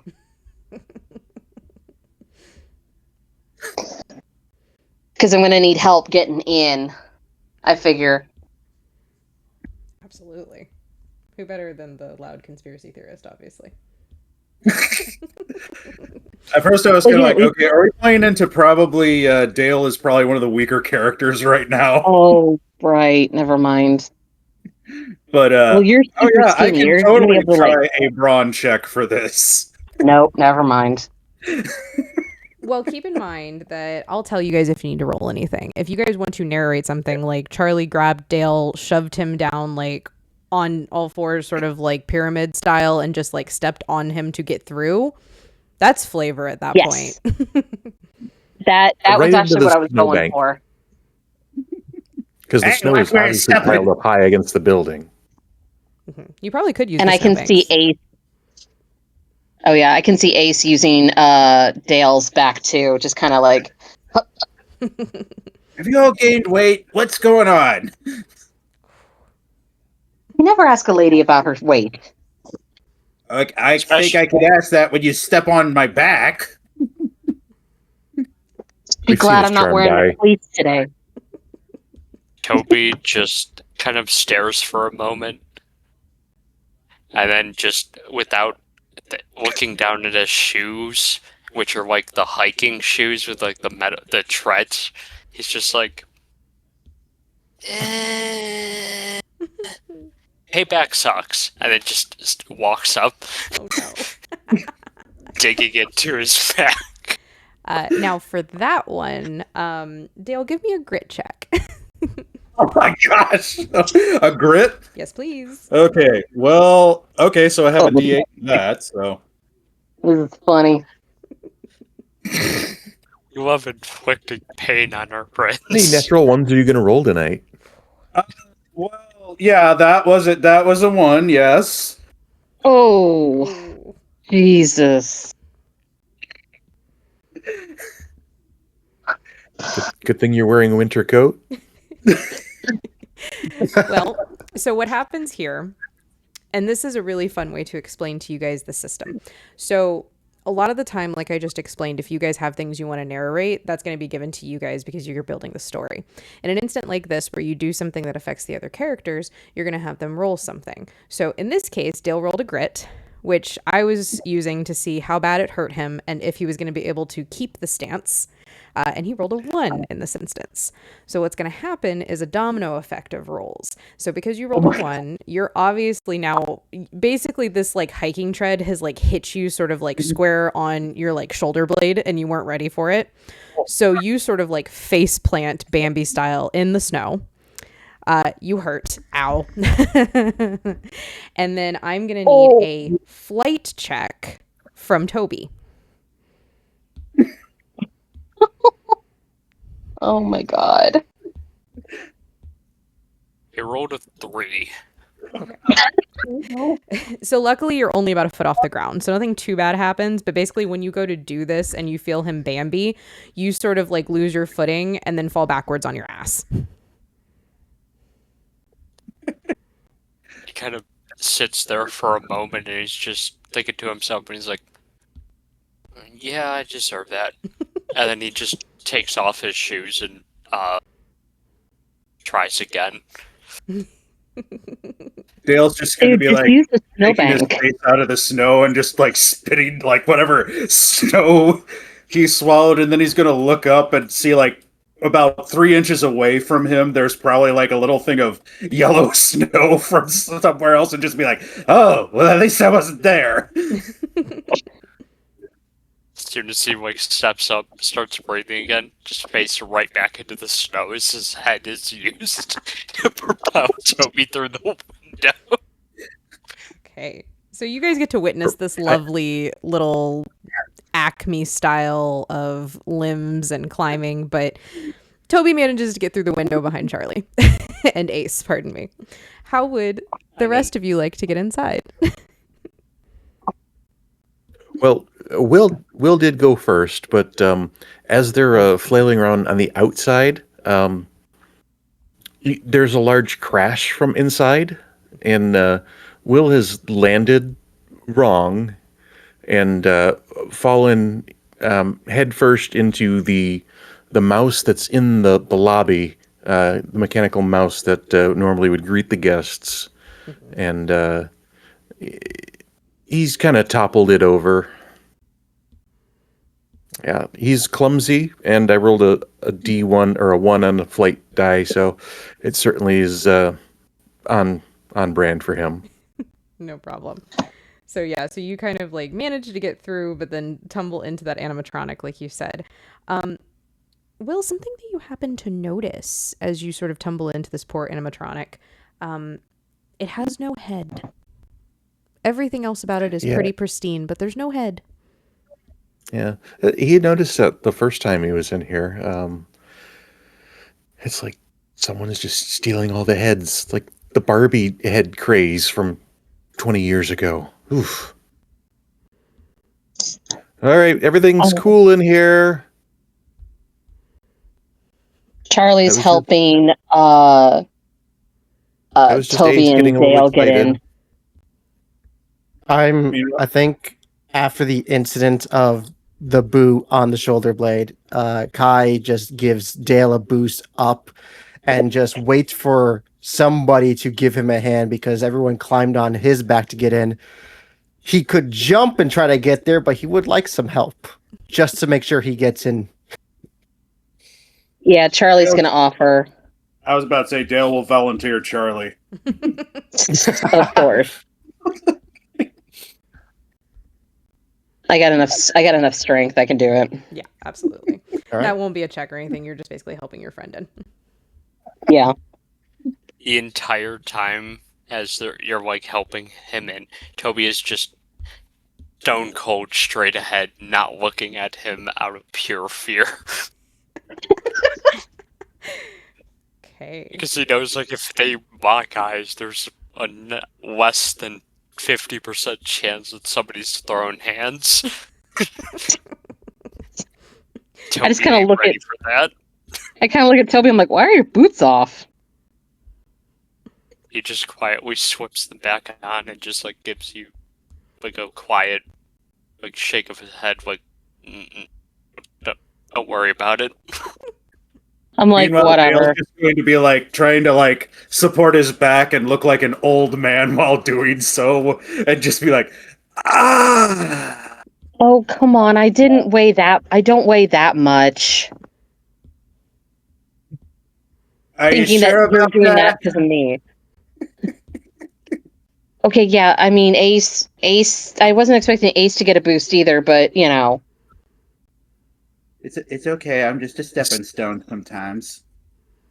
Ace just did it because Yeah. he probably could have made that jump without him. Ace was just like, nah, man, this is too good to pass up. Yeah, but you know what? He's like almost 11 years old now, though. So maybe slowing down a little. Okay. Like a touch. Okay, guys. So you have stepped into Chanky Cheez. It looks mostly like some of you remember it. Charlie, I feel like you might not have like set memories of it because it might have been before you moved to town. But you've heard enough and it fits the descriptors. All the lights are on, not flickering, not like a couple of them are out or anything. If you didn't know any better, it looked like it was open for business. There is two things that everybody notices as sort of a freebie. First things, as soon as you guys kind of get settled and stepped in, you all smell pizza. Like fresh, warm, like you can like hear the pepperoni sizzling kind of pizza. And it's just like hanging in the air. And the other thing that everyone notices right away is that the big stage that's at the very back of Chanky Cheez, where like the animatronics are and they used to come out and do the show and everything, the curtains are fully pull closed.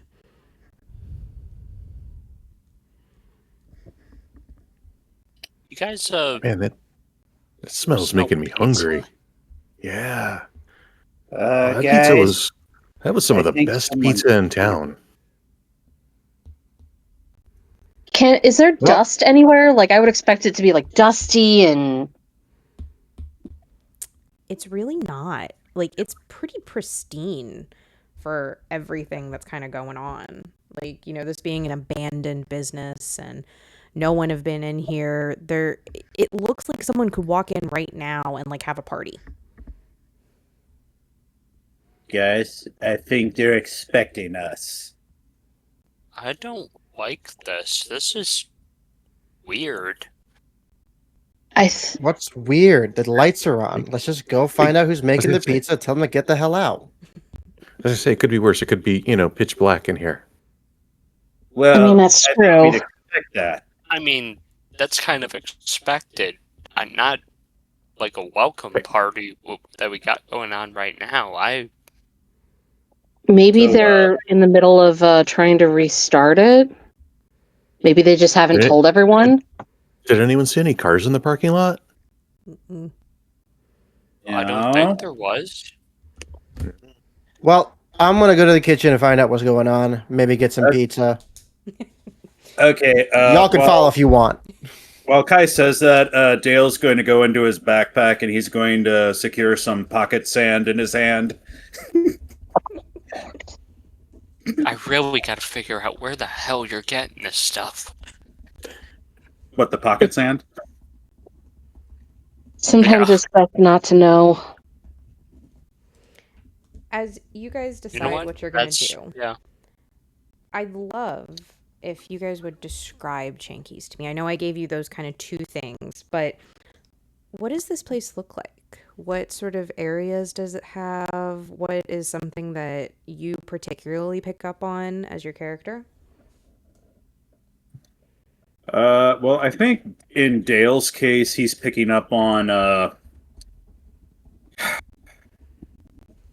the fact that all these lights are on from a quote-unquote abandoned business, and the fact that the place looks clean, and it's triggering parts of his imagination, imagining like the super clean interior of an alien spaceship. And he's just going to kind of be like, super just like looking around everywhere. And he's even going to like lean in at one like at one side of the hallway and check to see if the arcade machines are going in there as well. Everything's turned on and And- lighting up at the moment. Guys, the arcade machines are on too. Well, yeah, if they're plugged in, they're going to go when the power goes on. Don't you see what's going on here, though? It's bait. Charlie's going to notice that it's very yellowy orange. Like a lot of the stuff is yellowy orange, like that weird like Kraft mac and cheese yellow, because like it's all cheese based, Mhm.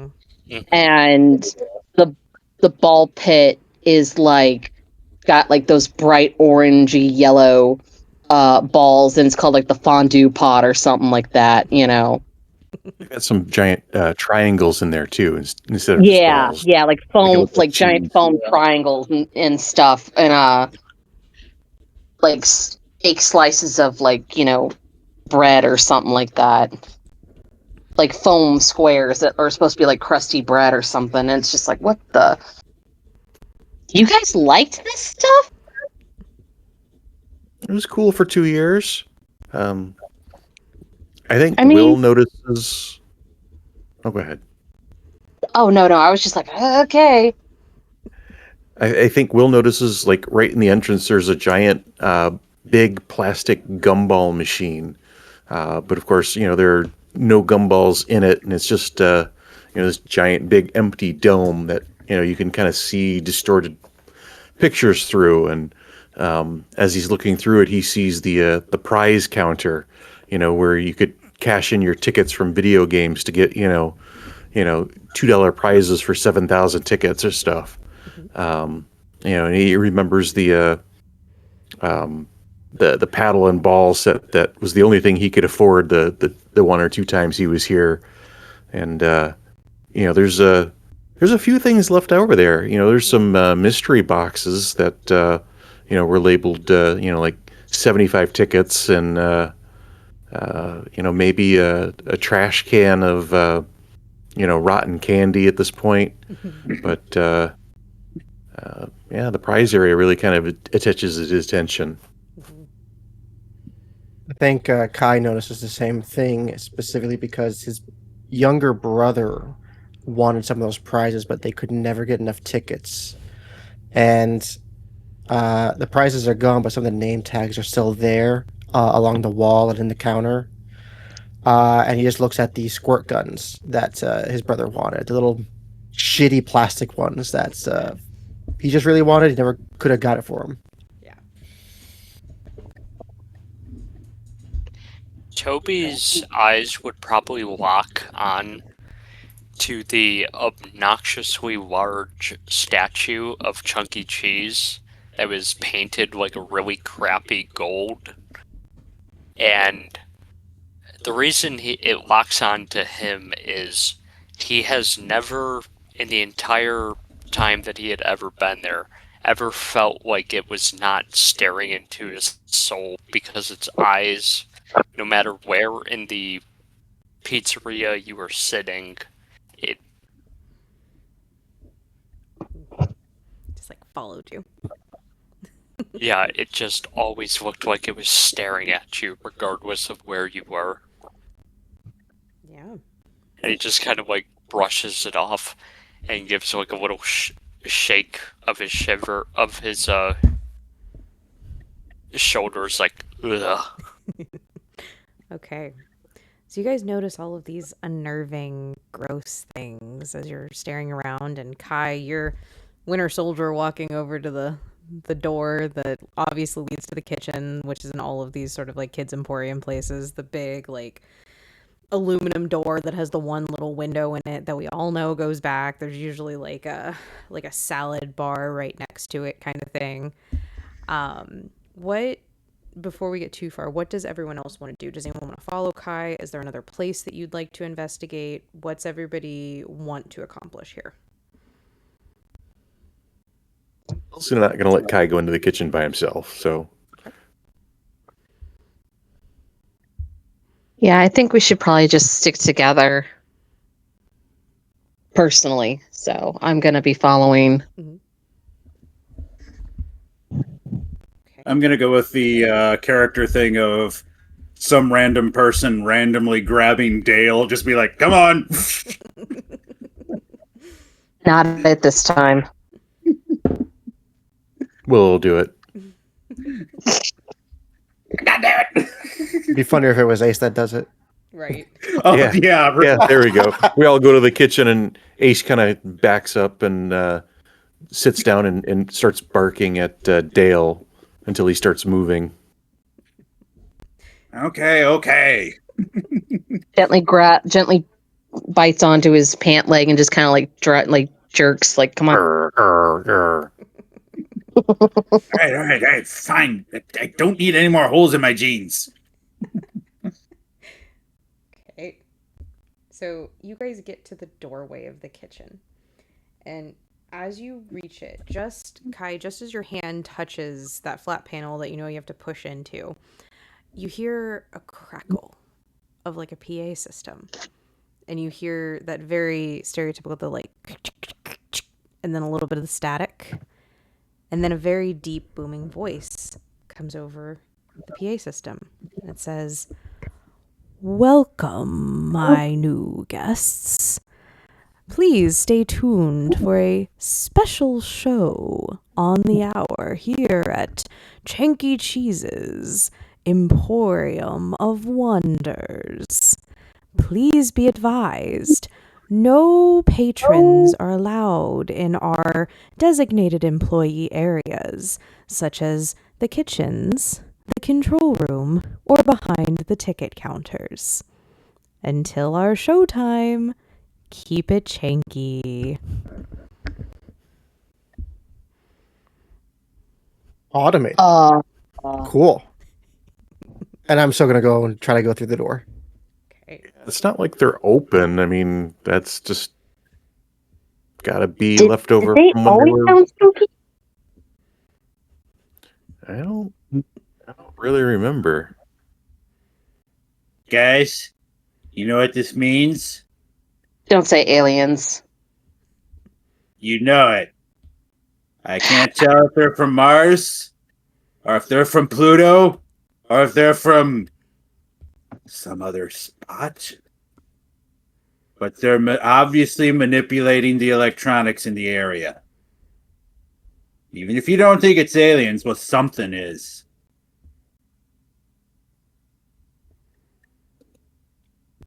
Okay. Cool. I'm gonna go through the door. I love it. Okay. So you head into the kitchen. As soon as you push into the kitchen, you notice two quick things. First thing, it's very cold in here. Like, when you guys stepped into the building, everything was turned on. So, like, the heat was working. You immediately felt a little more comfortable than out in the snow. But this room, it feels like you just stepped back out into the snowplows, and, like, even colder. Like, it's just, like, icy. Like, you actually see your breath kind of puff out in front of you really quickly. And the second thing is that aroma of pizza is stronger in here, but there's like an acrid like back hit. Like, you left the pizza in for too long and it's like burning. I think Kai immediately just shivers from that and calls out to whoever's back here. "You left the back door open too long. Also, check the pizza." And he's just gonna nonchalantly just keep going through and follow the scent to find out what's going on. Isn't one of your other jobs at the other pizza place, Kai? I mean, you would know best how to make a pizza, right? I mean, yeah, but it's kind of like specific to each place. I was at this one spot for like a week and they did things differently. I preferred it actually. It's not how it's supposed to smell. No, it's burning. Wonder what they use. Is it an oven or do they have a toaster? There's a difference. Yeah. Makes it taste Alien different. technology. Better pizza. I need to know who would be the last person to step into the kitchen. If it's us all going as a group, it's probably going to be Dale. Dale's being dragged by Ace, remember? Yeah. Okay. So, Dale, as you get yanked unceremoniously by your collar by this dog, you're just so accustomed to being yanked around by people.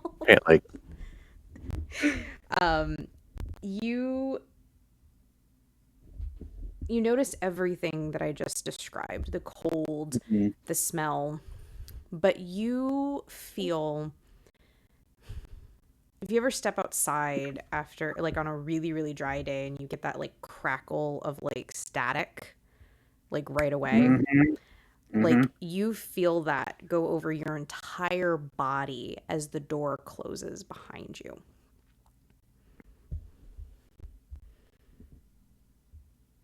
Oh, wonderful. Just more sneaking suspicions and feelings, and he's probably gonna like randomly like reach out to balance himself on the nearest metal object, and then just be like, ah! Okay. Are you okay, Dale? I just generated some static electricity. That's all. You know, like the Schoolhouse Rock song. Right. I just kind of keep going. Okay. And I only then remember Dale the one about being a bill. I got teased relentlessly when that one came out. That's why I started going by Will instead of Billy. Okay. Everybody in the room, give me a grit check. Oh boy. Okay. Oh,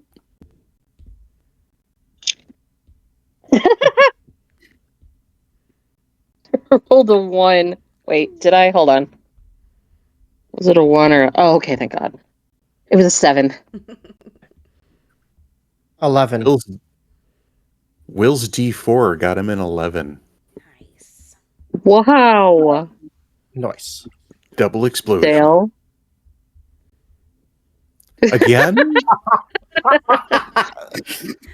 I need to start buying you dice jails, don't I, honey?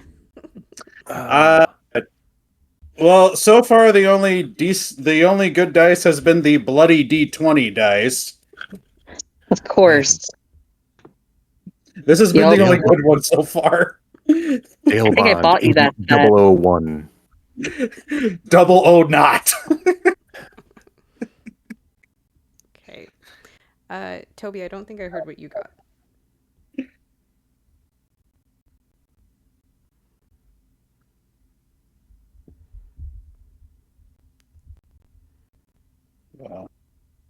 You with us, Doc? Ruh-roh, did we lose him? Mic issues. Oh, okay. We will come Yeah. back to you. If you want to drop the number in the chat, I can still move forward. Hello, testing. There we go. We can hear you. Yeah. I was wondering why I was talking and then everyone was ignoring me. I'm like, wow, okay then. No. No, so sorry about that. No, you're fine. I got a 5, and I also wanted to say, as everybody's like going in and the door shuts, Toby just like starts nonchalantly like trying the handle, continuing to try the handle, getting visibly like very panicky before just full on just grabbing it both hands, shaking it like back and forth. Before finally just like giving up on it. Oh, yeah. Does it come off in your hand? No, because this is one of those like push doors. It's more like it just won't budge. Like it's just like in place. And you see Toby is just like doing breathing exercises like, okay, stay calm, wrapping the creepy ass chunky cheese place. It's fine. Okay. So anyone who got a 6 or better, you're fine.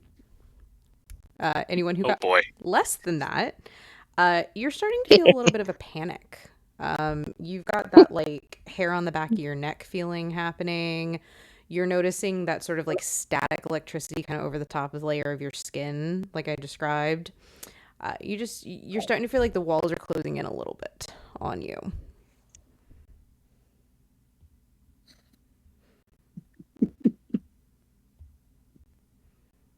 And as you guys kind of go further into the kitchen, it is indeed a large brick oven, like old school, built in the very back of the kitchen, like one of the big like brick clay ones that stands like, about as tall as I am, and like someone could crawl in if they wanted to. And you notice as you kind of come up to it, first of all, the kitchen is pristine, like surprisingly so. Would pass a food board test right this very moment, like 100%. All of the serving trays, like with the cheese, the pepperoni, the toppings, the things, the pre-made like dough trays, like they're all ready right there by the pizza oven. And you actually notice that there's like 4 or 5 like pre-made, like a couple cheese, a couple pepperoni, a couple like supremes, like waiting to kind of like go in the pizza oven. And inside, sure enough, you do see another like 3 in the pizza oven, and it's going full blast but even with that, it's still freezing in here. I think Kai would just see all that going on, see that the oven is unattended, and reach for the paddles, the pizza paddle, and just grab at and start moving the pizzas around, finding out which one is burning and which one still need time in there, Yeah, absolutely. and remove the one that's burning.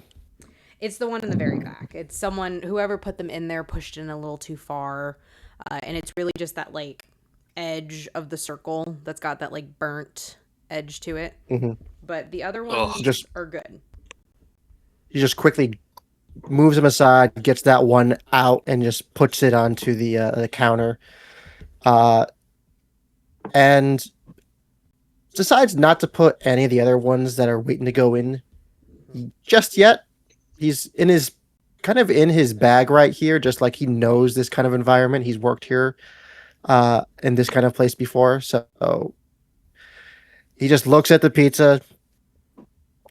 Wouldn't serve it, but we can eat it. Sure. Oh, I'm not eating anything. If I'm offered food, I'm just like, mm-mm. I'm getting spicy nostalgia for when I worked in a pizzeria.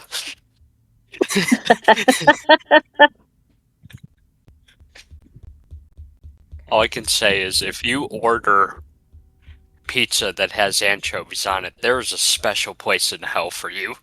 And I'm happy with my bar seat. Thank you. But how do you feel about pineapple? I personally I've done don't a like it. No anchovy comment. and hot sauce pizza before. Delicious. I don't personally like pineapple, but you know what? I think it's a free country, and if you want to put shit on your pizza, put it on your pizza. I think my favorite one to build, just because it was kind of just thrown at the wall, whatever you wanted on it. It was a local business joint, and basically it had something called the mess, which was a pizza that we served, where it was a jalapeno chili sauce with just onions, peppers, banana peppers, jalapenos, just everything, all of the fixings. So good. No. It sounds delicious for someone who can handle spice.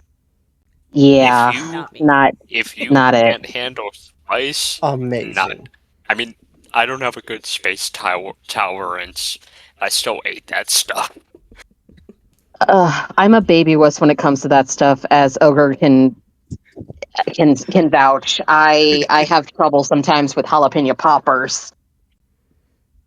So I'm trying to build up my spice tolerance, but The way I did was I went from bell peppers, because yes, at a certain point I had just zero tolerance to the point where even like bell peppers tasted spicy somehow. I just worked my way up from like, okay, bell peppers to banana peppers to jalapeno, habanero, and then up and up and up, and then I got to like whatever is above jalapeno but below ghost pepper, and I was like, Serrano, Poblano. Yeah, I was like, yeah, after that, it doesn't taste good, it just hurts. Fair. So as anyway, you guys take out these pizzas and sit here and kind of stare around, everybody give me a brains.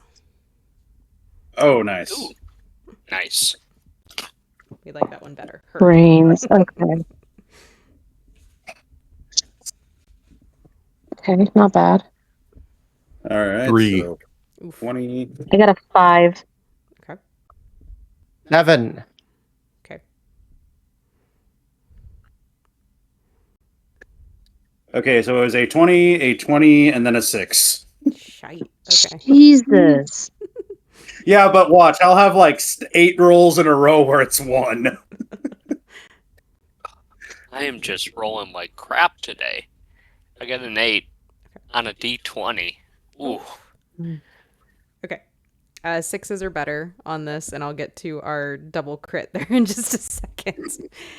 Jesus, yeah. Yeah, awesome. So 6 or better.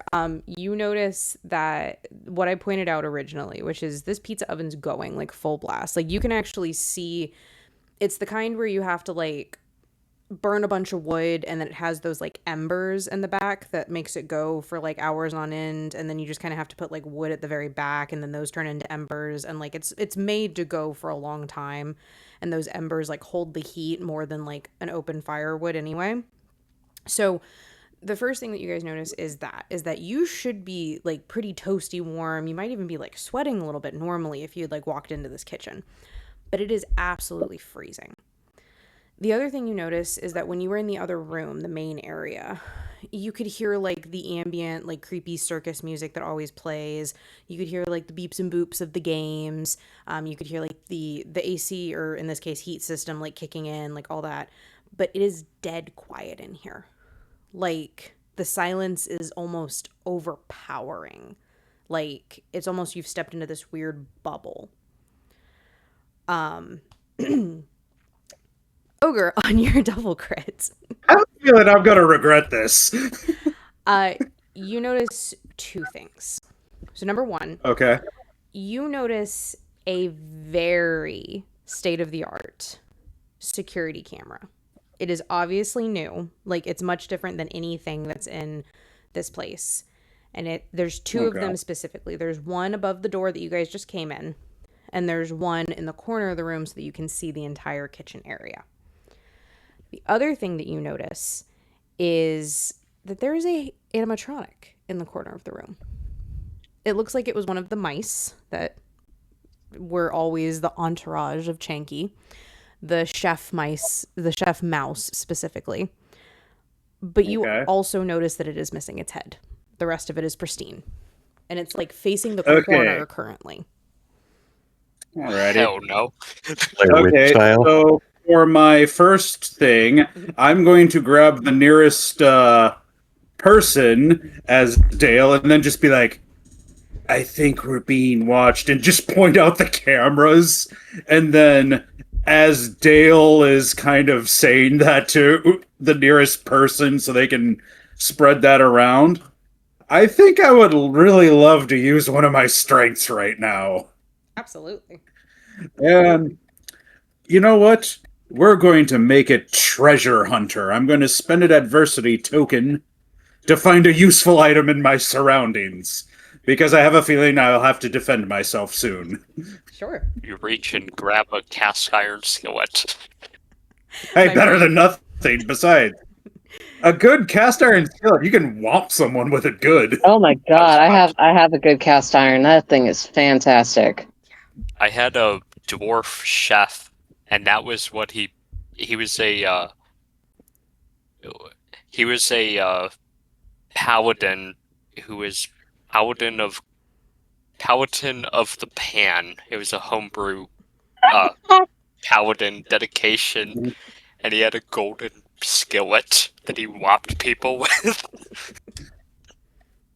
I was gonna say gold is not a good conductor of heat, so it would have to be like a main weapon at that point. Oh no, he just channeled smite through it. Oh jeez, no. Beautiful. I would say that I don't know if you determine the item or if I do, or You can determine it as long as it's well within the realm of like the scene, then it's good. well, yeah. I'm thinking kitchen. He just randomly like grabbed a butcher's knife and he's just like and he's just ready for this headless animatronic to become active. Love it. As much as I don't like Dale with a knife, I'm not gonna try and take it away. I was about to say, are you really gonna try? I'm not gonna try. I think Kai notices the knife, like, oh, good. Cut the pizza. Yeah. And then he's going to like kind of like look at Kai and point at the animatronic. Okay. It's a headless we rat. didn't- What of it? We didn't come here for the pizza. We came here for like, why is it open? Or look like it's open. I was going with my shift, man. I'm hungry. You He just starts you ripping hear- into it. Yeah, just ripping. And then you hear for- Dale's just gonna look at Kai and just be like, "Don't eat the pizza. You don't know who's handled it." as Toby notices the It's actually good advice. animatronic in the corner, you hear a loud, like, high-pitched noise that sounds like a dog crying, Oh God. but in reality, Ace? you hear it's in reality it's Toby like screaming. Not getting like enough air out. Okay, I'm gonna totally use this to represent Dale holding the butcher's knife. Yes.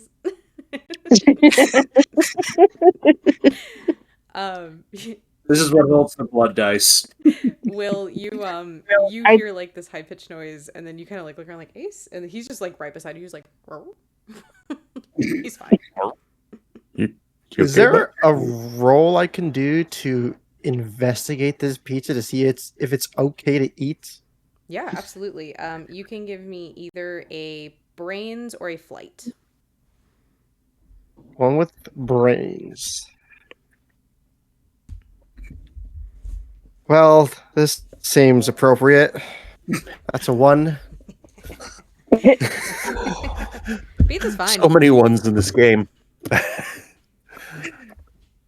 Even when just pizza's see- you bad, just- it's good. He hears Dale say, "You don't know who's handling." He's just like, just starts shoveling it in.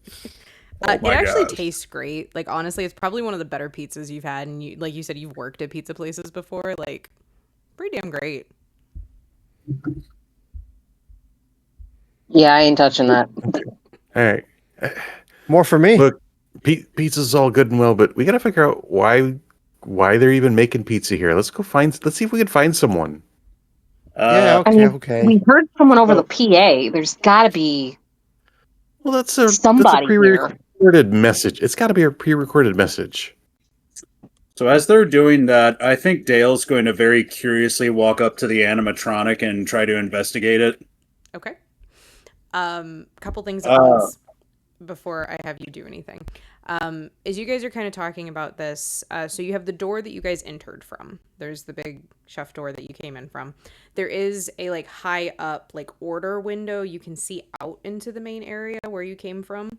And then on the opposite corner of where the headless animatronic is, there is another door. It looks like one of those like reinforced doors that would be like a security office or like a back office or something to that extent.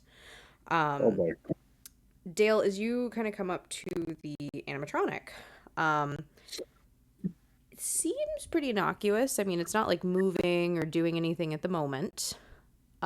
What would you like to do to investigate? Like specifically, do you want to touch it? Do you want to like look at it? Like, what are you feeling?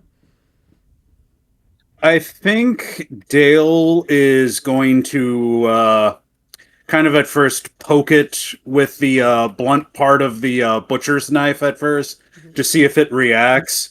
And then he's going to kind of like do his best to kind of like peer in and look over and see if he spots anything inside of it. Sure. You jab it with the like blunt end of the knife. It doesn't really do anything. It kind of like it's not one of the animatronics like on the stage. Those are like on wheels and like they move. This is like it's more like one of the standy ones that probably just has like upper body movement. So like you kind of poke it and it like jiggles a little and then like goes back to place. And if you sort of go to peer in, the first thing that you notice is that it's a clean break on the head. Like, Okay. not like someone like yanked and like there's wires hanging off or anything like that. Like, I mean, even the wires on the inside have got like a clean like sheath like through. Like someone like chopped through this. Okay, wonderful. So Dale's going to turn to the rest of the group and just be like, "Okay, guys, it's confirmed. Not only is it aliens, but it's an alien serial killer."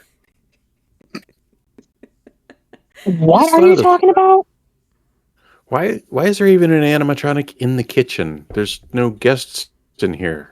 This thing's head was severed clean through.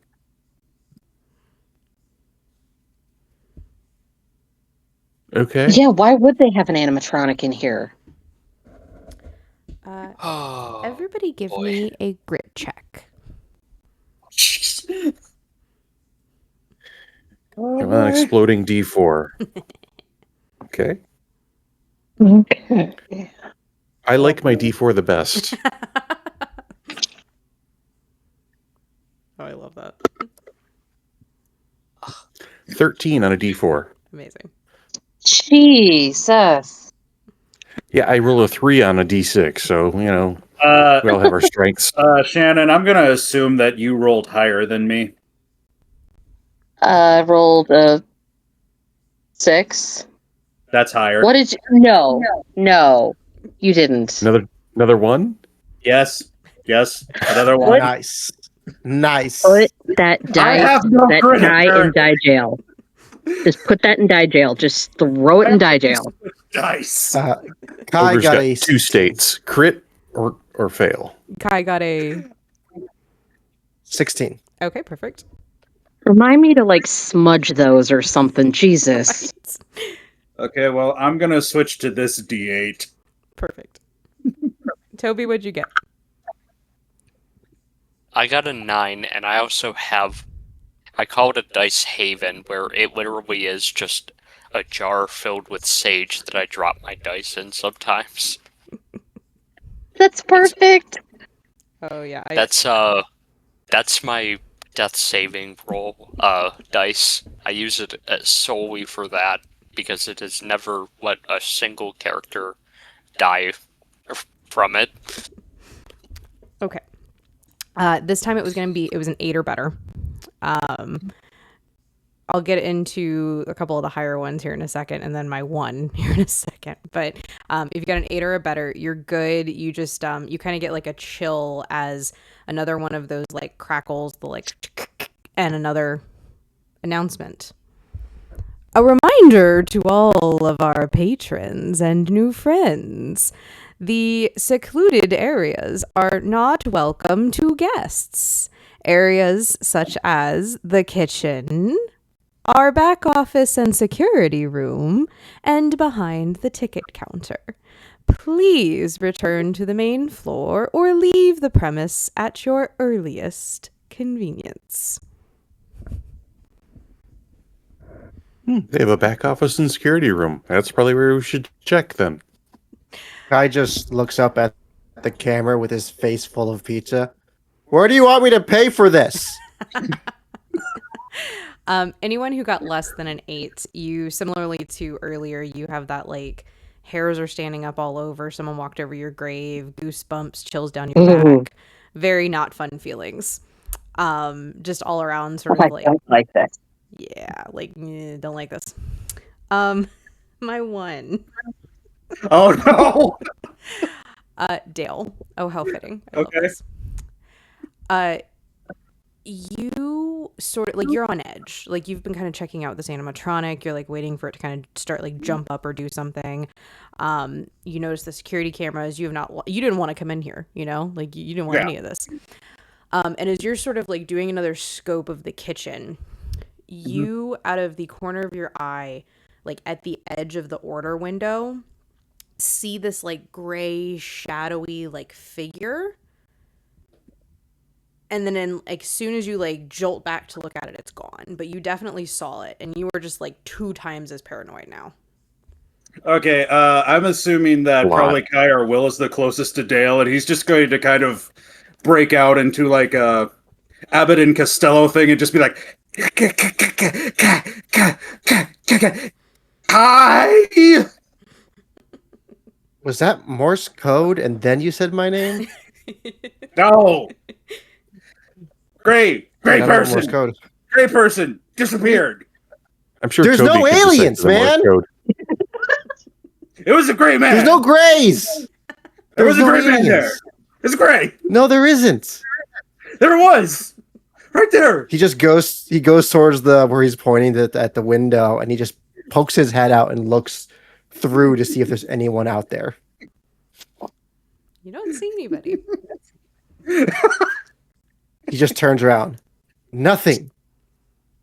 No grays, no aliens, no little people from Mars. None They of have it. teleportation, you know. He kind of, Sure.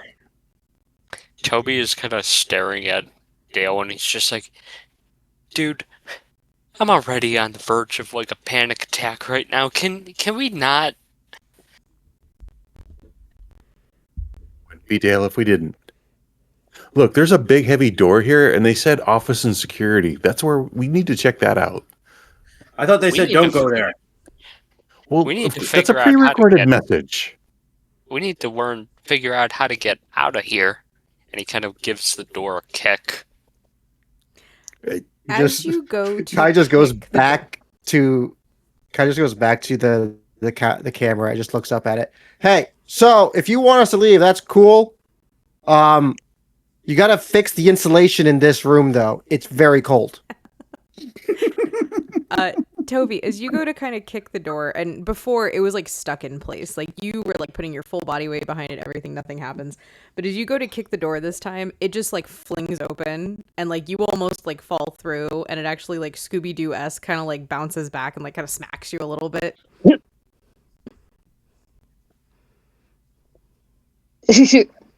Ugh. Kai, what'd that Nope. door do to you? Okay, Will's going for the big heavy security door. Is he going to check it, see if it's open? Yeah, it's open. Cool. All right, door. Opening the door. Absolutely. Give me a flight.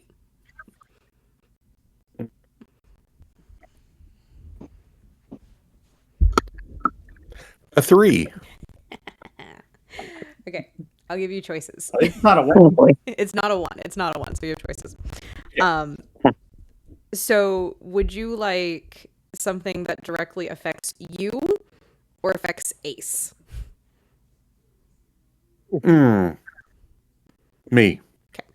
So Can't hurt the puppy. that's fair. Now, just as a preface, I would not, that is one of the dead ends for my I know. games. Nothing ever happens to animals. But so as you go in, I kind of assume like Ace is like slightly ahead of you, but then he gets kind of stopped, like he's sniffing at something, like right at the door edge, and like you go to take that step in, and as you do, you feel it just too late. Like if you'd been a little more aware, not like as one minded, you probably could have tried to pull back, but you feel like some sort of a tripwire, and like you feel your foot go down on it, and you hear like a ping of like a pin being released, and you sort of like prepare yourself for the worst. But as you wait another like second or so, the lights in this room all pop on, like bright, like terrible fluorescence, back security office. Oh god. And there's a wall of screens that you can see that's pretty much every angle of the main floor area, and 2 of the kitchen that you just came from. And there is an animatronic sitting in the chair that normally the security guard would be in, No. but it's not a Oh. mouse. It's a very large, cracked, molded over piece of cheese. Ew. What? Found the Chunky Cheez animatronic. Was he always? Toby's- He wasn't moldy when he were open, was they? You realize what this means, Will? Oh Yeah, God! here he goes. The Moonanites are invading. Toby is just in the background. You just hear him going, covering his mouth, trying not to puke. Look, it's like the Bat Cave. We've got all the monitors. We can see all the cameras. Just have to get past the creepy, chunky looking guy. Will, as you fully You step guys have fun with into the that. room, I'm gonna need a fight check from you. Finally, get to use the big die. Ooh. But I'm sure it's going to be the low number. So we'll see. 17. So you sort of like fully step in the room. You have this like very grotesque, just terribly terrifying image that used to be like this children's animatronic kind of thing. Time has not been kind to it, which is a little odd, especially because everything else seems pretty pristine, but not this. And you feel this like wash of cold come over you. And you feel almost like someone like would be reaching across your shoulder. Like you feel that sort of like spiderwebby kind of like someone behind you. And then you sort of like steel yourself a little bit because you go back to what you said. You're like, it's like the Batcave. It's okay. I'm being a vigilante right now. I got this.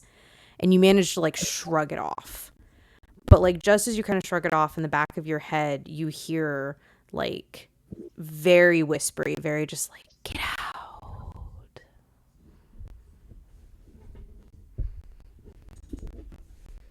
Someone's here. We got to check all the video cameras and see where they are. You want me to move that cheese thing? I think we can work around him. We don't need to sit in the chair. Unless you want to sit in the All right. chair. No, it's all you, Batman. Does the chair roll? No, it's one of those like in the ground like security chairs, like set, like old school building style. Like it would have been like Okay. welded into the ground, basically. So Dale's just going to be constantly watching the animatronic in the chair, and he's just going to like act like he's ready to just swing at this thing, Splatterhouse style. Toby probably would be standing in the hallway outside of the office, just kind of like trying not to dry heaving, trying to not puke. Okay. I look at Toby and I'm like, come on, let's just go back to the main room and get away from the smell. He kind of nods and like grabs onto your shoulder to guide him. Just like his eyes are like whole face red, eyes are just like flowing tears down as he's just absolutely gagging. God, okay, yeah, no, my like quote unquote mama bear instincts are starting to kick in. I'm like, Jesus, come on, let's go. Let's get out of here. Love it. I'm like, we'll check we'll go into the Let's see main on the room and security camera. you guys can see us on the camera. Ugh. Look for a camera and wave to me. Okay. All right. Dale, where'd you see someone? I'm sorry. Where did you think you saw someone? Like over the counter thing. All right. And then he's He's gonna going look at all the to turn towards the animatronic, just like, Dude, stop waving that knife by me. it's the animatronic I'm waving at. I'll let you I'm guys handle standing this. over its shoulder. I'll let you guys handle this. I'm gonna go look around some more. Ace, you're in charge, and I leave. Rightfully so. Okay. Couple things. When you guys get out to the main area, you very easily pick out, again, these like brand spanking shiny new security cameras are all set up around the main area. You can, find a couple, wave at them. Will sees you on the cameras. Everything seems to be working fine. A couple different roles I'm going to need. For the people that are going back out to the main floor, I'm going to need grit checks. Okay. Thank you. For the two that are staying in the security office that can see the security cameras, I'm going to need brains check. And for Kai, since you're kind of just doing like a scope, I'm going to need a flight check.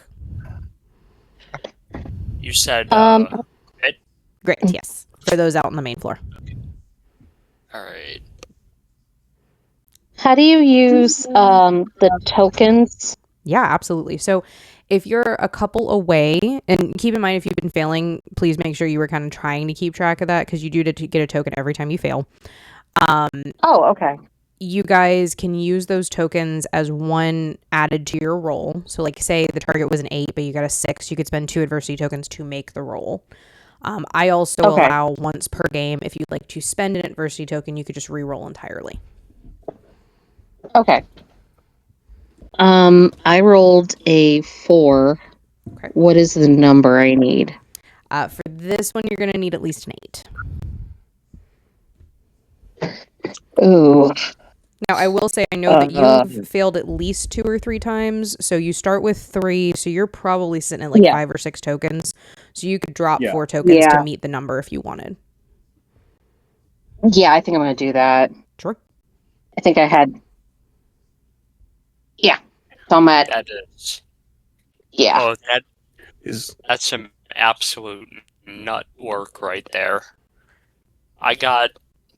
So, with the exploding die, does it cap off at a certain point? Nope. You just keep going. Okay. So I got. Really? So I've had somebody Toby- explode in this game like 6 times on a 20. Number goes up. I got a 10. I got 2 10s and then a 9 for my third dice. Amazing. 29. Oh my god. Can I It borrow some of almost- your coins? It You've got almost plenty to rolled spare. into a third. Okay. Oh my god. So Charlie, you managed to make it. Amazing. You sort of steel yourself as you hear like the crackle again, so you like know it's coming this time. It's still like very creepy, but you don't have that like full body goosebumps kind of vibe. Yeah. And this time you just hear it say, "Reminder to all of our patrons, our show will be starting at the top of the hour. It's almost showtime." Oh god. Oh, no. Oh, no. all right. I think I failed my brains roll in the control room. Okay, what do we get? I got a 4. I assume that's a failure. Okay. This I was looking for a 6. So if you wanted to spend some tokens to get there, you absolutely could. Sure, I'll spend 2. What did you get, Dale? I got a total of 39. Love it. Love it. Jesus. Cool. Okay. I'm gonna get to my crits Of here in a course second because you there's would. like higher stuff for that. Yeah. Will notices looking at the span of screens. There's one camera pointed directly at the stage, like has sort of like a full stage view. And as you're kind of like paying attention, you're testing the cameras, making sure like you can see your friends and things. You notice that like the curtains kind of move a little bit. And the first time you kind of like played off as maybe it was like the air because you know there's like vents right above it for all the animatronics and stuff. But then it's sort of like when you get the announcement about the showtime, you get that sort of like someone's like behind it, like there's stuff going on behind stage. That's sort of like the vibe that you're getting. What did you get, Kai? I got a 2. Okay. I was looking for at least a 6, so you have a couple options. If you have the tokens, you can spend them, or if you'd like to spend a token to try and re-roll, you can absolutely do that. Let's see. Yeah, I'm gonna spend the tokens and get that 6. Perfect. So as you're sort of like walking around, kind of playing security guard at this point, like you're like kind of like taking stock of everything. You don't actually think anything's going on. You're kind of mostly just like doing it to make your friends feel better. You go back behind the ticket counter because it kind of like stuck with you from earlier. You kind of like, you know, decided to go back there and you notice you brought up like from earlier that, you know, your younger brother always wanted one of those squirt guns. And you notice that in one of the baskets, like actually behind the counter, there's like one perfect blue plastic squirt gun, like sitting there. And you kind of like, as you notice it, you like immediately sort of like bend down to grab it. But as you bend down to grab it, flying past your head is like a pizza tray. Like just comes flying past, slams up against the wall behind you. And like it's like just as you duck down to grab that. I think Guy's a bit shocked by that and just stays ducked for a second before he pops his head out, trying to find out where it came from. My 2 crits. Okay. We're going to start with the grit one. So, Toby, you've been pretty shaken this whole time. Like, from that first kind of grit failure, you've been like, not about it. But like something kind of steals in you, especially when Charlie like helps you, you know, like she lends you some emotional support. She sort of like tries to make you feel better, and you sort of like feel something like kind of just like steal inside of you. And you're like, okay, I'm here with my friends. Something weird is happening. We need to be on alert. And so like you hear that crackle over top of you, and you just like kind of tense up and you're like ready for it. But as you hear that sort of creepy, sing-songy, it's almost showtime, you see at the stage, similar to what I described to Will, and that like there was some movement behind the curtains, you see some shadowing underneath the curtains, as if someone were moving around behind there.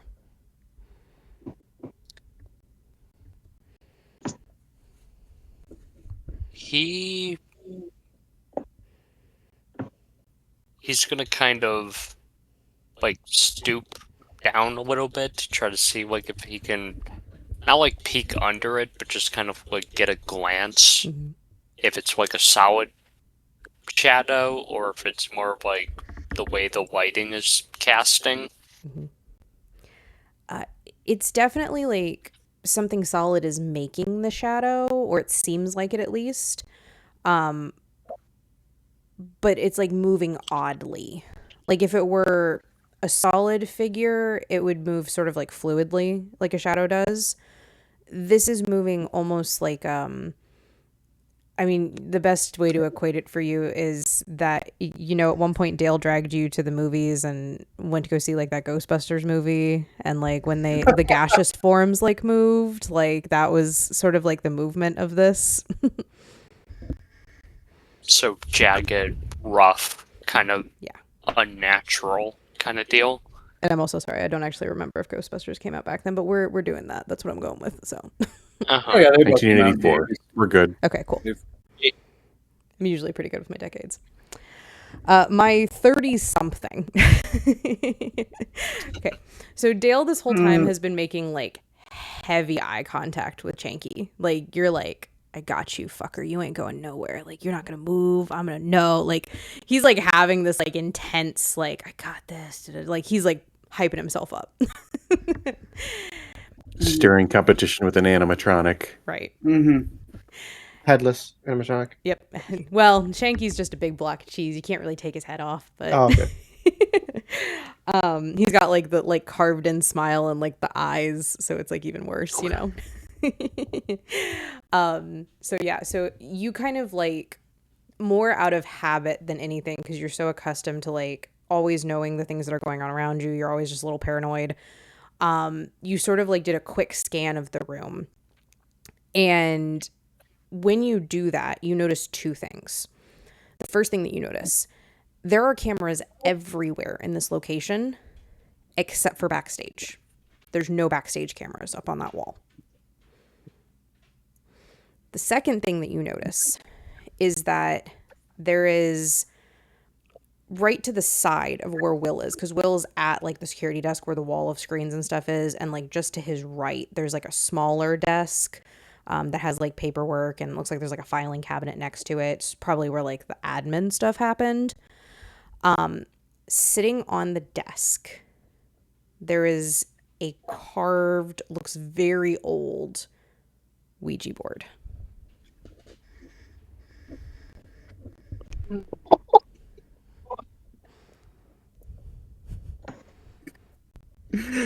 So, okay. So you're not going to be seeing me do any more of the hard plastic dice tray trick as I was doing before, because I kind of paid for it. Anyway, so first he's going to notice that there's that oddity with the camera, and then alert Will to that whoever goes back there, we don't know what's going on back there. And then he's just going to be like, also, there's a creepy looking Ouija board over there. The aliens are trying to be ghosts. You're right, well, at man. least he's consistent. There's no camera for the backstage. That's kind of weird. You sure that's not just the Okay. one you can buy at like service merchandise?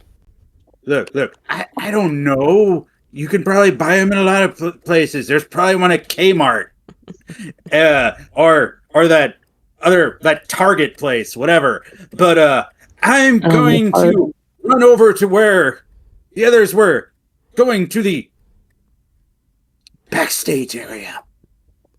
And he's going to like still be brandishing the butcher's knife. As you 'Cause turn he- to leave, the planchette of the Ouija board goes flying at the wall beside your head. Beside my head, not at it. Not at, right? like, beside, Is that what I- like, hits the wall. Okay. Like, before you can push the door open, like, it hits the wall next to it. Okay. I don't think whoever's in here with us wants me to leave right now. Don't play with the Ouija board, man. I didn't even touch it. Right, maybe. you not touch something. Will, if you go Hey, to look at the table next to you, So, the Ouija board's still hanging out with the planchette. Oh, yeah, like cool. so I was the only character that saw that. The planchette's back on the table with it. What did Ace see? Aces, that's a good question. Unfortunately, you were not in the room. All right. You know what? That's my gonna other spend- character that could talk to animals. I'm going to spend 2 adversity tokens, and I'm going to take out a commonplace item that I didn't know I have Sure. at the point. And it's going to be a lighter, and I'm going to the Ouija board. Sure. Jumping back over to Kai really don't- quickly. Don't mess with it. So, Rule number 1. right. The pizza pan, it's a personal pizza pan, so it wasn't like a full one that you saw like in the kitchen earlier. The order window is like right behind where the ticket counter is. Like it kind of connects, like there's like ticket counter, Yeah. the salad bar, like the register, like that whole area. And there's like a stack of them like at that order window. And so it looks like it came from there, and it's like the right angle to like shoot kind of at you. But that seems where it came from. He just kind of calls towards the kitchen. One of you assholes throwing shit at me? No answer. Toby and I kind of look at each other, and we're both like, dude, no one's in the kitchen. I don't think anybody's in the kitchen. Are they? Well, if someone's in there, I'm No. gonna kick his ass. And You think, Kai's just gonna go back to the kitchen. Absolutely. You think what? We'll You think get- what's his name might be in there trying to get another slice of pizza? We will Well- jump to what Kai sees in just a second. Charlie and Toby, what would you guys like to do? I'm not sure, Toby, if you communicated to Charlie or not, the shadows and the things, but you would have seen him sort of like lean down to kind of like, Yeah, checking stuff out. And I'm like, what are you seeing? Yeah, he definitely would have mentioned that. Okay, yeah. Not Charlie. verbally, but just like raises his hand up and kind of like points over to the thing and does like the I see you kind of motion towards it. Uh-huh. That. Okay. Yeah. Charlie's gonna start looking for something she can use as like a weapon. absolutely. Give me either a brains or a flight. My flight's higher, so we'll go with that. That is an 11. Woo, perfect. There happens to be a like maintenance toolbox kind of like hanging out over by the cash register. Sweet. And you managed to pull out like a hammer. Yeah. I'm like, okay. I'm also, if it's possible, I might just pocket the screwdriver just to be on the safe side and be like, okay, if we're dealing with these freaking animatronic things, like, I don't know, man. Like, Might as well dismantle them, right? in my head, it makes sense. I'm like, I'm carrying the screwdriver too. I'm like, I'm gonna take these things apart. Absolutely. Okay. Let's start back in the control room really quickly. Dale, you have headed towards the Ouija board with a lighter. Yes. Will, you have He's gonna try to light it on seen fire. him going towards the Ouija board with a lighter. Don't even touch it, man. Dude, it just tried to attack me. A Ouija board did not try and attack you. Well, the planchette thing. Whatever that thing's called. The little pointy triangle thing. Yes. It moved, and It's- it moved in a very unnatural way towards my face, just missing me. I don't know what you're on, man. That thing didn't move. Nothing but coffee. So you know Oh what? My God, coffee yeah. instincts are telling me that I need fire and an aerosol can and take it to this Ouija board. Dude, put the Aquanet away. You guys hear like a scrape, a very light one, like a. Okay, tell me you heard that. Yeah? Okay, now I you mean, don't there's think like- anything suspicious is going on? There's three other people here. It was probably Yeah. Kai, snacking another piece of pizza, getting it out of the oven or something. Yeah. You know what? There's been other suspicious shit going on here too, man. And then as he says that, I'm gonna imagine Dale's like looking up at the cameras, and he's going to try to see what's going on in the kitchen. Speaking of what's going on in the kitchen, jumping over to Kai. Kai, you kind of kick open the kitchen door. You're like ready. You're like, who the fuck threw that at me? Excuse the hell out of you. There's nobody in the kitchen, but you notice two things right away. Actually, I'm gonna say you're gonna notice three things right away, because the first one's just a freebie. Is it's still fucking freezing in here. Like, again, as soon as you step in here, like the breath out, like just wholeheartedly. Second thing you notice, that like acrid burning smell is happening again. Fuck, I forgot the pizzas. And there are Hold it, Dale. pizzas missing from the table from before. So that's Wait, say that again? There's Weird. pieces of pizza missing? No, there's like the pre-made pizzas that were waiting to like go in the oven. There's some missing from the counter. Like before you had like a couple of them ready to like go in the oven, God. and now there's some missing. Somebody's already put them in the oven. I think he's gonna go straight to the oven and take care of that smell 1st. Mhm. Are there still just the two he left in there, or are all of them in there? All the pizzas that were on the counter previously are now in the oven.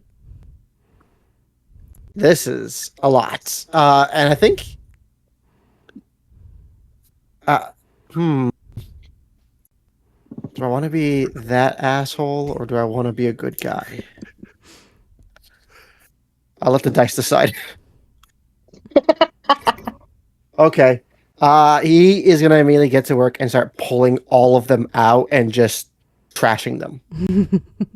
You yank like the big tub trash can over, and you just start like. Okay. Give me a fight. Oh, cool. It's a pizza demon. How many ones? Oh, I love this. This is made. I'm so happy. I'm so happy. Okay. No. We I all feel need bad 'cause dice I haven't rolled a jails. one yet. Okay. So, I will give you this before I do anything. You didn't use your tokens last time to reroll. So if you would like to reroll that first, I will. I'm a benevolent force of nature. I will always offer you the opportunity to be successful. I have one token left. Using it. Okay. So it's not a 1. It's a 2. It's okay. So not as bad as it could have been. So you're yanking these pizzas out, and there were a good like 8 or 10 like pre-prepped like on the counter when you came in earlier. So I mean, at this point, there's like 10 pizzas in the oven. And even for a pizza oven this size, like they're like packed to the gills. The back 3 are like fully like turning to charcoal on the edge. And as you start like yanking them out, you feel that same feeling I described earlier, like ice over. And it's already cold in here, but even more so, it's like someone dumped ice water over top of you. And you feel like someone reached on either side of your neck and have like dug nails into your shoulder. And you just hear in your head, "Stop. It must burn." What the fuck was that? Okay. I'm going to jump back over to the control room really quickly. So you guys have heard this sort of like, the best way I can describe it is almost like, if you've ever drug like cardboard across a hardwood floor, like that very stereotypical like dragging noise, that's what it sounds like. It's like slightly scratchy, draggy. That's the noise you guys are hearing, and it's coming from the desk. From the desk? Like inside, on top of? Specifically under? From the Ouija board. Oh. Okay, Dale's gonna look at it and just be like, "Who are you?" You're supposed to put your fingers on the thing before you ask the Ouija board a question. The planchette is I'll moving join 'em. on its own across the letters. And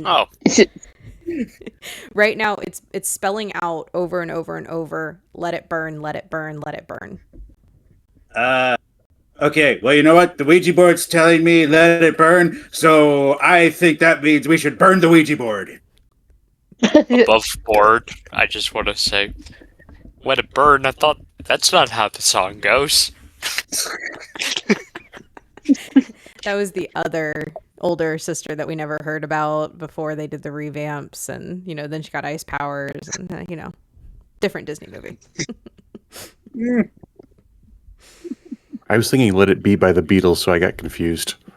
Let it be, let it see, let it be, let it e.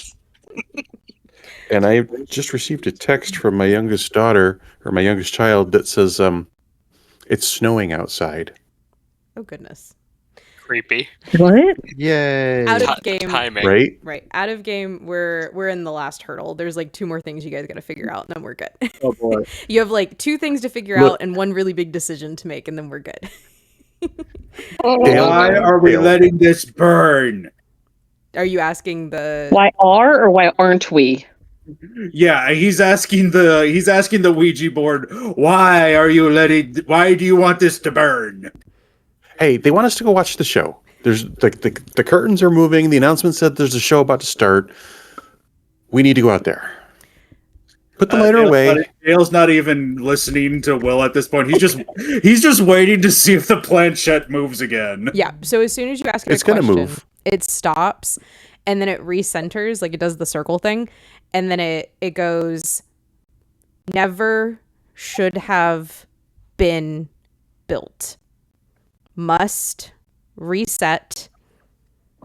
Burn. Scorched earth."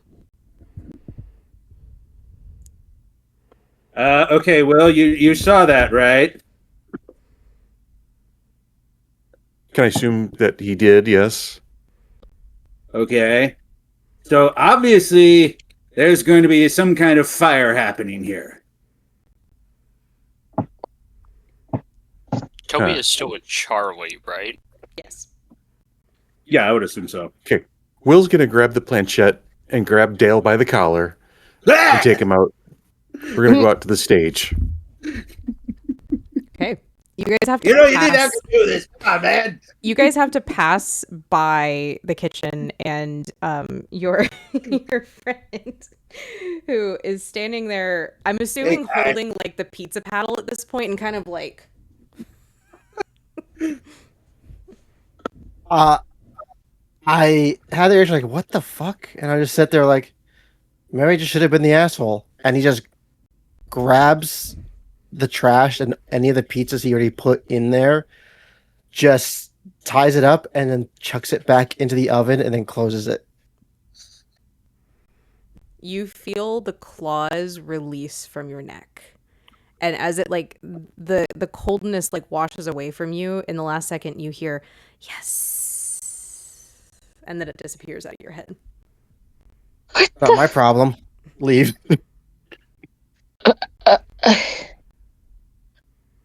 Guys, what's the burning smell? Why is it getting more? Oh god, why does that smell like burning plastic? That is trash. That is actually trash. Just burning. Oh god. Oh, I'm just imagining that Charlie and Toby have come over like to the order window and are like trying to like they're like, what the fuck? Yeah, we're is trying to poke our heads up and it's like, what the Yup. why does Before it I smell leave, like burning? I take the rest of that first pizza Mhm. and just exit out of the kitchen with it. Last piece. of course. Yup. Okay. There's like a little bit of black smoke coming out of the back, and I'm the back near the oven. I'm like, what is going on? So we're going to do something here that is called a group check in the Kids On system. So there's individual checks, there's thoughtful checks, there's another word for it that I don't feel like looking right now, and then there's like quick action checks. So the other type that we're going to do right now is a group check. Your normal checks are just like when I tell you to do something. Your thoughtful ones are like you have a minute to think it through. You can kind of decide like what you want to do. Your split second ones, you have to just react and deal with what happens. Group checks are when it's something that affects the entirety of the group. So all of the numbers are going to be taken into consideration, and the higher you get as a group, the better it will be. Now, I will be benevolent, as I said, and I will let you guys decide which trait you want it to be. Kind of any of them would work for what I'm trying to get you to do. So if you guys collectively want to kind of decide what would be the best group check to do, talk amongst yourselves for a second and just let me know what you want to do. What are we doing? That's my question, because it feels like everything's kind of split between some people don't know what's going on, the other people are intent on burning the place down. Right. So Well, right We now, were just interested in the show. there have been a lot of creepy announcements about a show. Some of you now know that there's some sort of malevolent force here. There's obviously something creepy going on in general. And what we're doing here is it's sort of like you guys very quickly coming together and making like a decision. So that's why we're doing it as a group check. Mm-hmm. Got it. I mean, I personally am interested to see how the show pans out. So I'm on flight because Will saw Poltergeist, and when they built the houses and the subdivision on top of the cemetery, spoilers for a 40-year-old movie, it all exploded and imploded, and we shouldn't be here when that happens. I'm good with a fight or flight. Those are my two better roles. So well, I for have flight, not I have failed to leave with a D10. grit yet, and that's what I think Kai just strives with. Just grit. Sheer grit and Are we tenacity. going off of what's the highest stat?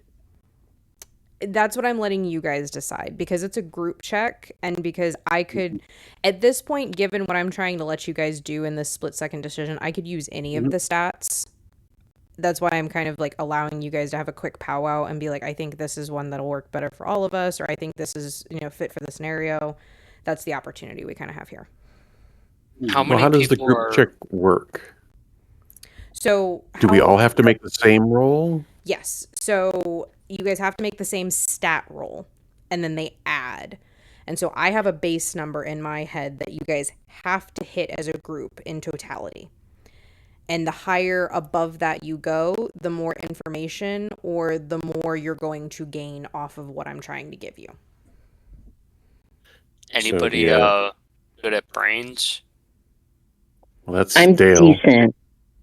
I'm decent at brains. I'm not great Oh, at it, so- but I'm decent. Brains is my highest. Yeah, I get a Okay. D20 for brains. I think Okay, so I 3 think people going have brains. off the narrative is my thing, and I think because the entire aspect of this is there's some force here, and for the most part, except for two specific people, we've been kind of okay with it. And having these interactions, we're kind of figuring it out, and it's all leading to the show. I think because Grit's about withstanding and facing whatever it is that's going on and not being afraid of it, I think it makes sense to just take in whatever it is the thing wants to show us, and we have to stay and see it through. That's why I'm thinking Grit. I will happily roll grit. It's my D4 that's exploded 5 times. My grit's I mean, not I- terrible. I'm going to bear it and watch the show. Poltergeist be damned. And I'm just assuming if that's happening, Dale's just kind of being dragged by Will at this point. So if that's the case, he's probably going to go grit as well.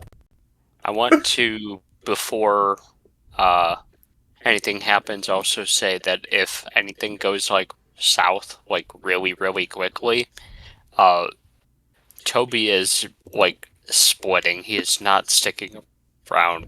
Oh, Pure, absolutely. Oh, yeah. pure Okay. flight. Kicking in. He's like, nope. Sorry, guys. Runs the other direction. All right.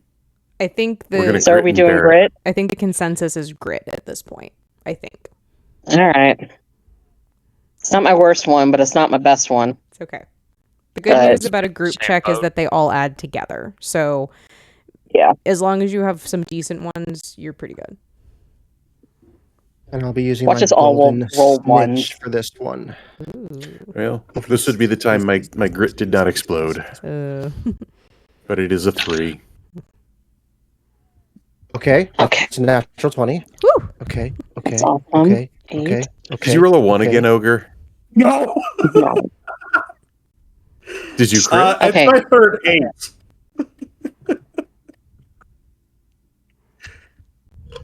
Okay, Natural 7. 20 and a 4.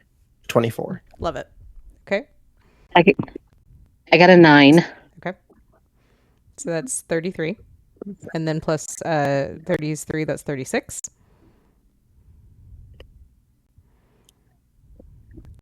Hold on, I'm still rolling my exploding dice. This is what we've all prepared for the entire game. All the ones have been worth it. What'd you end up on, Ogre? 31. Jesus. Okay. So that makes it like a 66 at this point. The 67. Yeah, thank you. Toby for the win. Come on, Toby. This feels like cheating. It's the best. Are you count still rolls. rolling? Yes, I'm still rolling. Dude! What die? D10. Okay. Dude! I rolled 1, 2, 3, 4, 5 exploding dice, leading to 57 as a result.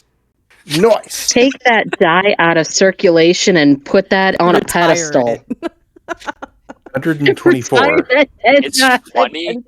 It's funny because this die is the same dice that landed the killing blow to a BBG in a D&D game I played like 8 years ago. I love that. And You gotta keep it, man. it was the Pan Paladin who beat a lich to death with a frying pan. That's beautiful. It wanted one last hurrah. It wanted to remember what it felt like. Once more in a pizza palace, obviously. Yes. Well, first and foremost, that breaks my record because I have indeed had somebody roll 4 consecutive times on a d20, but I've never had that many. So first and foremost, that's beat my kids on record. Second of all, I think that also beats my kids on group record because I think the most prior that I've ever hit was like 70 something for a group check. So, 124. What did it come out to? so 124. A lot. So a couple things happen all at once. First and foremost, Kai, as you like pick up that last slice of pizza and you're like headed out, the door opens for you. Like just flat opens up for you. Another thing is that like you sort of like kind of pull your jacket around you. That squirt gun's in your pocket. It has just like appeared in your pocket. It's there. It's good. It's like one last hurrah.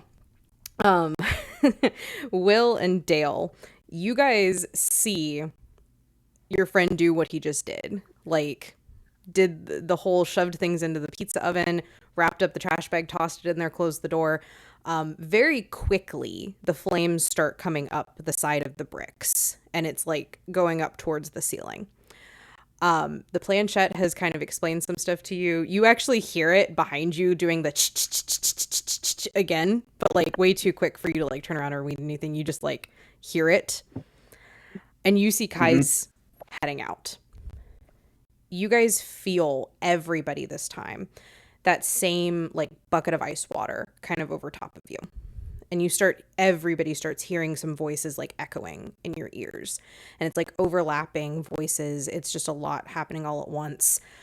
And you get bits and pieces. This is our land, this is our burial ground, never should have been built, never should have been here, killed that woman, should have been gone forever, must scorch the earth, must, burn, burn, burn, burn, burn. And then it's like this cacophony of burn. And you all sort of make eye contact in one moment as the stage curtains pull back and you see a pile of animatronics and their wires are sparking. And they're all on top of each other. And you hear one more resonating time in your head burn.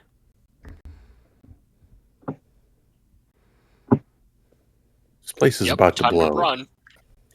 We're going. This show sucks. I was expecting more. Okay, guys, all right, I'm coming. And then I'm just imagining like another person just grabs Dale again. I don't think anyone needs to grab Dale in this. My instance. turn. Yeah, I just grab him and lead him out faster. I was gonna say Toby's probably the first one out. Dale might be second or third. I throw him out. The front door, as you get to it, Kai, even with the boards up and everything, it just blows open. Like just opens for you. And they're like those old school glass, like you had to pull both open doors, but like the boards on the front blow off, the doors blow open, and you guys have a easy exit. Toby just banks down the like nearest snowdrift to like use as a blast, like a barrier between him and probably the explosion that's about to happen. I'm making certain we at least grab the bikes and get them away from the building. Okay. Because I saw Toby dive, and I'm like, damn it, if anything happens to his bike, it's going to be even harder for him to get around. That's the fun part. I'm pretty sure he like walked on foot the whole way because his bike is just that crappy it can't run in snow very well. Okay. Any last minute gave things you out. guys want to do on your way out? I think as Dale's getting dragged out by Kai this time, he's just going to be like, guys, I think we should probably get out of here. And then, like, I'm assuming he's going to, like, completely lose his balance, tumble through snow, and somehow knock over a bunch of trash cans across the street. Home Alone style. What's that? Oh my god. I said Home Alone style. Yeah, something like that. What was it? Marv or whatever with the basement staircase. Oh, yeah. It's Okay. Yeah, I'm making certain we grab the bikes and get out of here. I think Or at least get across the street. after exiting out, Kai lets go of Dale and he just runs off on his own. And he just follows behind everybody, not really in much of a hurry, as he kind of goes through his pockets to find his cigarettes. It's like, man, I was gonna give this up, but as Will's running out of the building, Ace is not with him. Will turns around to look for Ace, He's back in the security room. He's going to run back in after him. Okay. Yep. Oh, And God. Turns out Ace decided he wanted to play with the planchette, and he has grabbed it in his teeth. I'm like, Ace, come on, we gotta go, buddy. So he's gonna if he doesn't follow him, he's gonna drag him out, and Ace has grabbed the planchette, and we're running for the door. absolutely. It's not a dog toy. It's not a dog toy. Not a dog toy. You grab him up, get out, and it's like 10, maybe 20 feet away from that door that you just hear the first like the electronic boom that you know comes from like sparking wires, catching fire, something shorting. And so you start like taking off and you get the second one. And it's like you get about to the edge of where your friends are and then just a wave of heat. And when you turn around, the whole building is ablaze. He's gonna dive for behind any snowbank he can. Toby's gonna like pop his head up from behind the snowbank and like look at the blaze, and then you just hear him very loudly say, "Oh, my dad's gonna kill me." What are you talking about? We went to check out, what was going on. The place was on fire when we got here. No. We should never say anything about this to anyone. I'm just saying, if the cops ask, we don't know nothing Kelly- about nothing. Kelly knows we came to check it out. Oh, yeah. No, we came. It was already on fire. That's it. Okay. We'll just. Meanwhile, Might want to finish that Alright. pizza, buddy.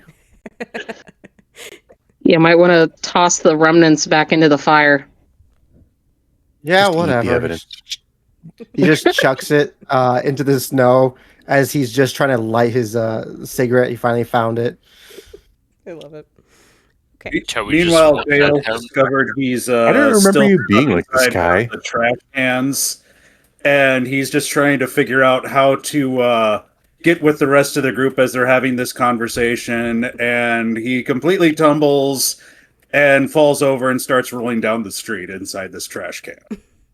You know, you really shouldn't smoke. It's not good for you. I think we've got bigger things to be going on right now. Well, kind of like You holds guys his do what hand you gotta out. do. I gotta go take a stop at the pharmacy and get home. Okay, guys. So, out of game. Thanks for coming out with us, guy. Yeah. Okay, bye. Okay, guys. So that would be the end of this adventure. Out of game, there's a couple different ways that this could go, just to kind of give you guys a little insight into the system and how this works. For this particular one, you basically get about 3 pages worth of information on this mini adventure. You get one that has that blurb that I read to you guys in the beginning, has the creation questions that we went over. You also have points of interest, possible NPCs, and then adventure hooks. You obviously base them on the group that you guys have. There's a couple different ways it could have gone. It could have been that, Chanky Cheez was actually a demonic force. It could have been that the owner of Chanky Cheez, that we didn't really get into, but her name is Karen, had like boarded it up for its own good. There's a whole other side arc with this adventure you could have done that has to do with the people falling into the actual snow piles and like there being snow gremlins and stuff. You guys decided to focus on Chanky Cheez though. And I also got to pull from some of your world building questions. And what happened is Chanky Cheez was built on an old Indian burial ground where it never should have been built, where nothing should ever be built. If you've ever watched a horror movie, you know that's not where you build a building, guys. Karen didn't care. She got the land for cheap. She built it for cheap. It worked. But all along this facade of success, there were a series of unfortunate events happening in the background. There were multiple fires in the kitchen, very revolving door of employees, just all kinds of things.